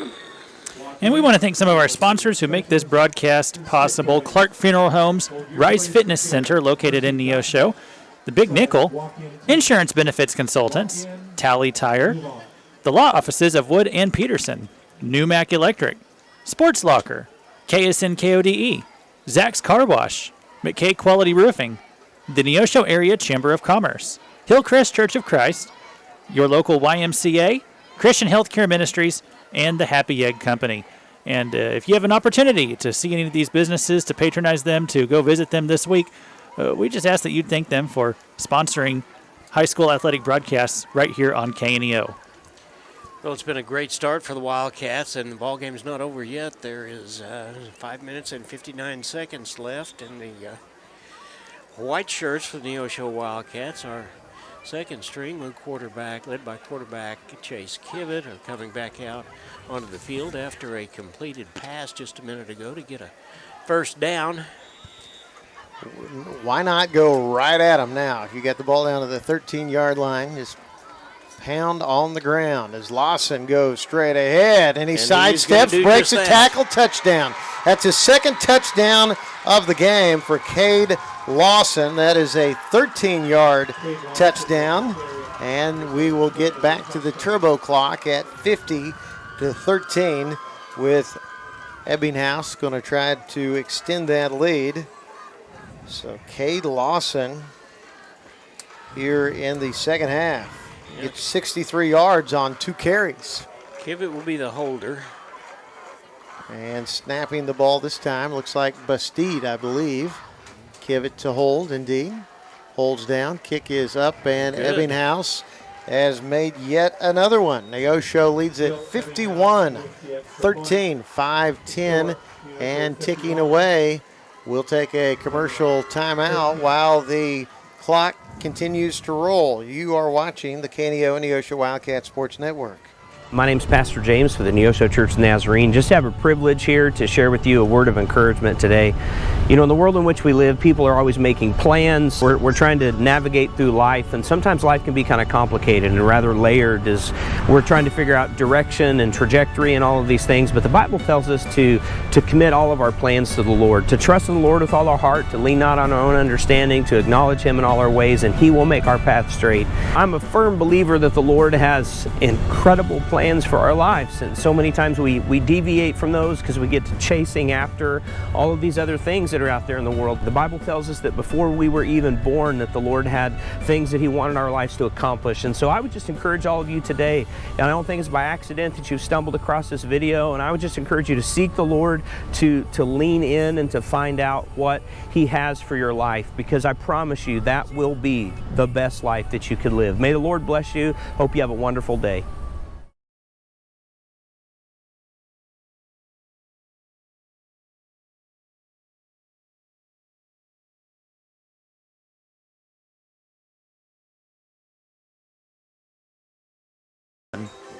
Cayman Roan will kick it off for your Neosho Wildcats, leading the Glendale Falcons by 38 points, 51-13. Ball end over end, going to be taken from the 10-yard line, coming to the near side and all the way across, trying to reverse the field is the return man before he is knocked out of bounds. That was Joel Rover, who had a nice return earlier in the contest. But in spite of the fact that he's forced out of bounds, the clock continues to roll with Neosho getting its second touchdown of the game by Cade Lawson, a 13-yard run. So the junior getting some great opportunity and taking advantage of it as Neosho extends out the lead. Well, you know, you can do just exactly that. You can look at it and say, well, we're in here because the ball game's already won, or this is my chance to show something. He's obviously made real good on that, hasn't he? Yeah, that's what you got to do. You get a moment to shine, you need to shine. And Newberry throws the ball out into the flat, and it's going to be caught near a first down. And even taking his helmet away was Heeman by the defenders. 3:50 to go. So it will be a first down. It was a 10-yard gain. So the ball moves to the 38-yard line. Well, the clock continues to run, so it's about 3 minutes and 30 seconds left in the ball game. And the Cats are going to have a fun ride home tonight. Low snap. Newberry looking over the middle. It is incomplete and overthrown. And for Neosho, you had Case and Roan actually slip down. Yeah. Otherwise, he may have been able to pick that ball off. We're working ourselves down to the 3-minute point. Players moving in and out for Coach Tristan. Such a good game on so many facets.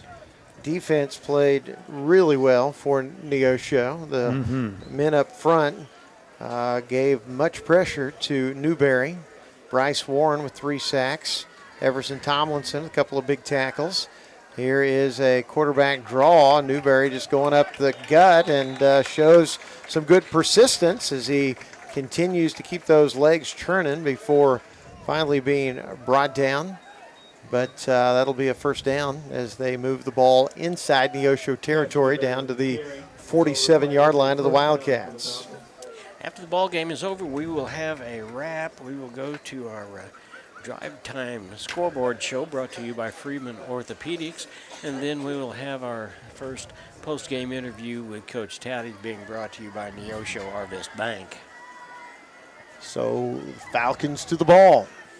A 4-receiver set, 3 to the left side. Newberry in trouble. He's on the run. He's going down. Neosho's Ryan Counts makes it count. Drops him for a sack. And the Wildcats with yet another tackle for a loss against this Falcon team. So it is going to be second and about 18. So Counts, a 202-pound sophomore. And the 10th grader has a sack in varsity play. 120 and ticking. Second down and half the way to Branson. About second down at about 25 yards or so. Newberry to throw, throws over the middle. It's caught. Going to be a nice gain for Glendale, but well short of the first down, as catching that ball for the Falcons was number 15, Liam Wormington. There's looked like there was some discussion there for just a minute or two. The clock continues to run, 48 seconds left.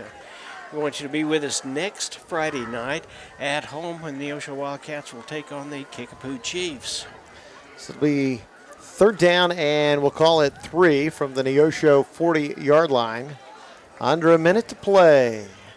Yes. Newberry to throw. Here comes the pressure. Counts had the pressure on him. Pass incomplete, intended for Wormington. And they just barely missed on hooking up on that completion. But I think John assessed it correctly as 13 seconds are dwindling away on the game clock.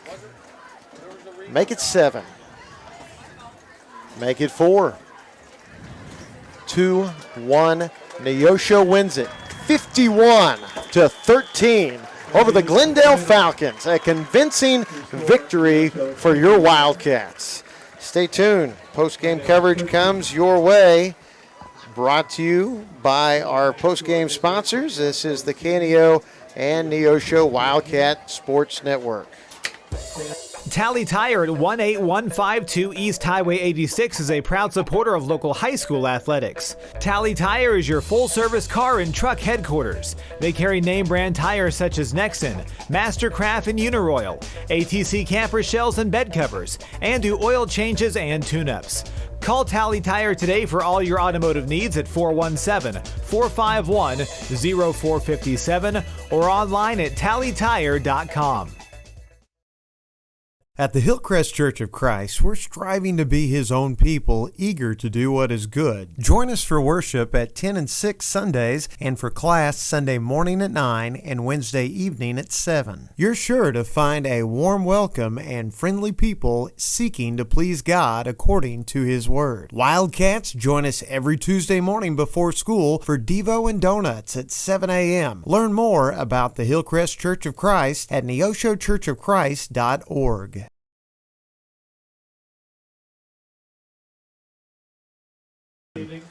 Welcome back to the Wildcat postgame. Neosho wins it 51-13. Just a great opening week for the Wildcats, John.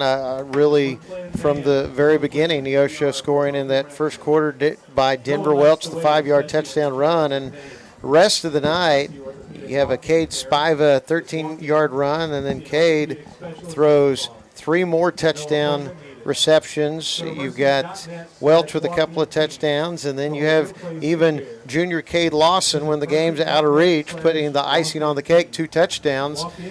Yet the defense was just as impressive. I don't know where you start, where you stop, talking about all the good things tonight. Well, you really do. Of course, the offense has done what we've seen it do and know that it had the potential to do with the kids that we've got coming back. But the defense absolutely turned the ball over on downs within the 15-yard line twice. And the defense is what gave the offense the opportunity.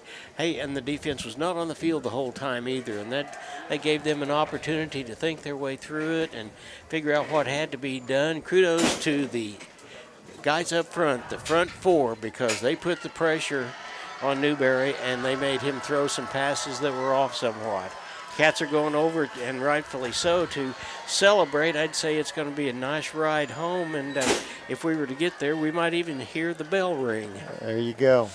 It was a great night. I'm glad to get to be along for the ride tonight, John. I think I'm helping you out a few more times this season, but Canio does a great job calling all these games all the time, and I know I've got other things that are keeping me busy nowadays, but it was certainly fun to be part of a big win tonight for the Wildcats. Well, hey, it's always a lot of fun to come back and be with you. I mean, we were together for quite a little period of time. I enjoyed the time that we had, but I thoroughly enjoyed tonight. Thank you so much.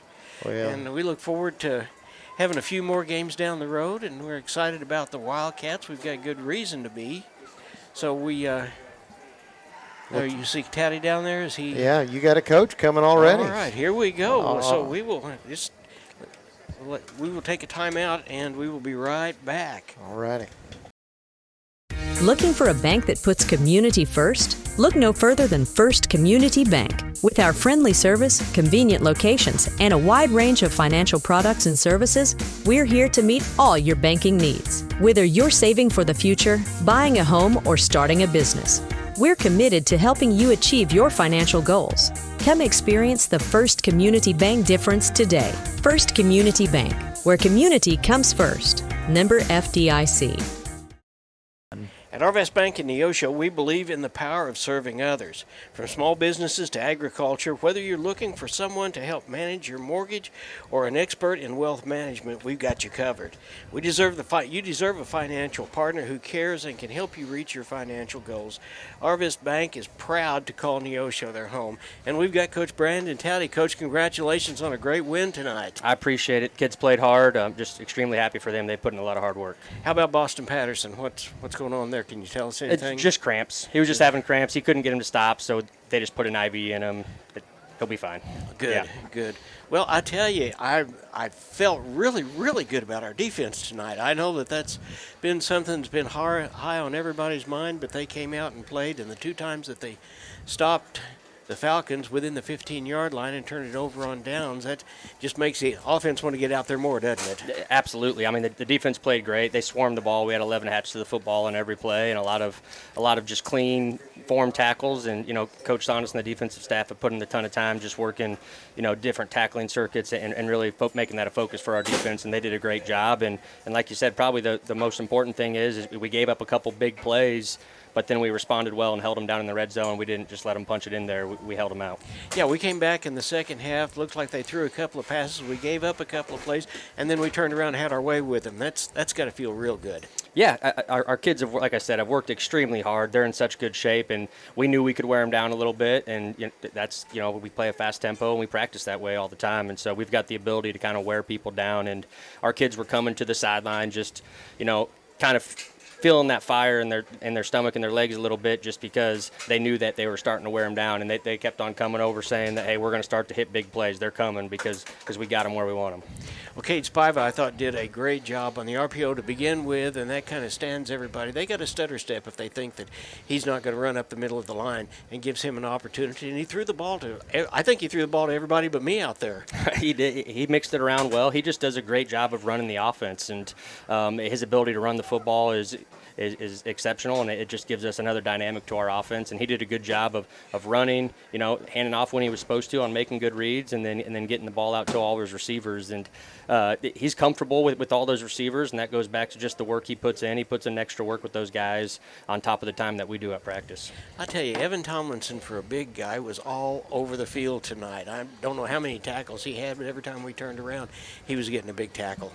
He was. He lived in that backfield, and so did Bryce Warren a little bit. Yeah, he sure did. Our defensive line just really got after him, and extremely proud of those guys. And like I said, they've worked hard, since January for this moment, and they've been hungry. So just happy for them to get to have the success they had tonight. Well, it's great to be able to go home. We'll have Kickapoo next week. What do you know about them?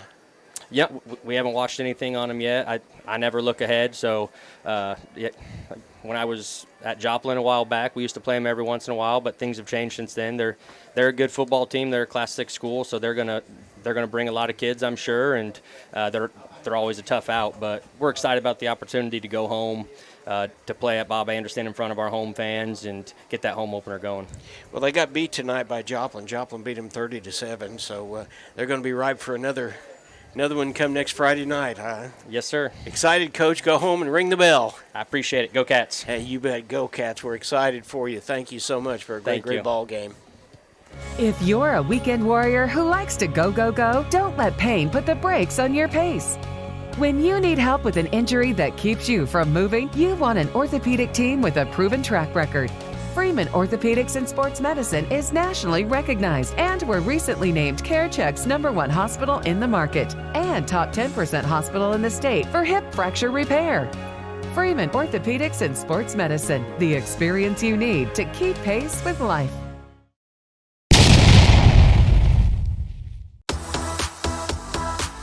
Welcome to the Final Drive Scoreboard Show on the KNEO Sports Network. The Final Drive Scoreboard Show is sponsored by Freeman Orthopedics and Sports Medicine, the official sports medicine provider for over 20 area high schools and colleges. See how one of their certified physicians, certified athletic trainers, or therapists can help you get back in the game. Now, let's go back live to the stadium for the Final Drive Scoreboard Show on the KNEO Sports Network.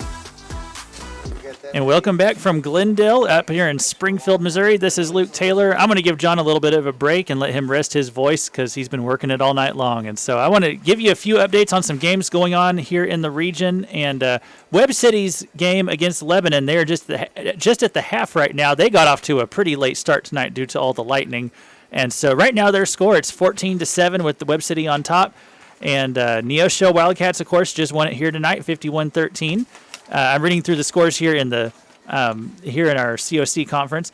Carthage Tigers defeated the Waynesville Tigers tonight, 55-7. Joplin Eagles have defeated the Kickapoo Chiefs, 30-7. Republic Tigers lost to the Nixa Eagles tonight. Nixa had 49, Republic 14. And then the Ozark Tigers were victorious over the Willard Tigers. Final score in that game is 50-13. In the Big 8 Conference, Seneca won tonight 55-16 over the Cassville Wildcats. In a nail-biter over there at McDonald County, the Lamar Tigers were victorious over Mack County 32-29. The Aurora Hound Dogs lost to the Mount Vernon Mountaineers with a final score of 7-6. The East Newton Patriots won tonight 21-13 over the Springfield Catholic Fighting Irish.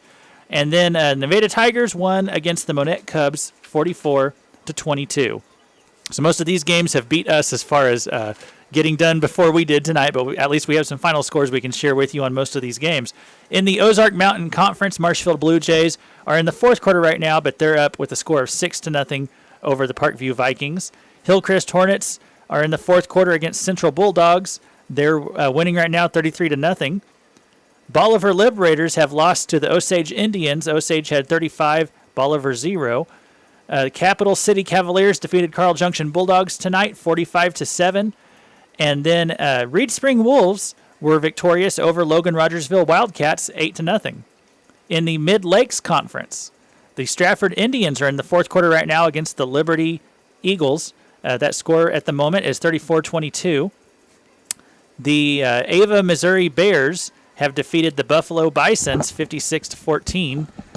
Clever Blue Jays have won over Miller Cardinals 23-12. Fairgrove Eagles have won against the Mountain Grove Panthers 41-20. And the Forsyth Panthers have won. Final score against the Father Tolton Trailblazers 30-0. Then we go to the Southwest Conference, and in that one we see Ash Grove Pirates defeating the Diamond Wildcats with the final score of 8-6 tonight. The Marionville Comets have won over the Stockton Tigers 36-14. Houston Tigers have won over Pierce City Eagles 42-39. And the Skyline Tigers have lost to the Sarcoxy Bears 41-18. If we go to the 8-man and independent conference, we will see that the Jasper Eagles are up 22-6. Or that's a final score, sorry. Final score 22-6 over the Osceola Indians. The New Heights Christian Church School Cougars have won over the Rich Hill Tigers 82-24. The Archie, Missouri Whirlwinds have defeated the Lockwood Tigers 48-38. And we don't have any scores tonight for Oklahoma. They might not have had any games playing this evening. But that'd be all of our scores for tonight, and we'll go back to you, John, as we wrap things up. All right, for Luke Taylor and my buddy Josh King, this is John Ball. Thank you so much for watching us tonight. God bless you. It's going to be a great weekend. It's a holiday weekend. Make sure you take time to go worship and get that going and make it really count for something. Thank you so much for being with us. Thank you for our sponsors. Be with us again next Friday night as the Neosho Wildcats are at home. Victory 1 out of the way. Remember, we said start with the finish in mind, and that's exactly what the Cats have done. So until next Friday night, we will be on at 6:15, and kickoff is 7 o'clock. Go Cats! This has been a live production of KNEO Sports. This broadcast may not be reproduced or retransmitted without the express written consent of KNEO Sports Network. This has been a sporting outreach of KNEO Sports Network, reaching into communities to make a difference for eternity.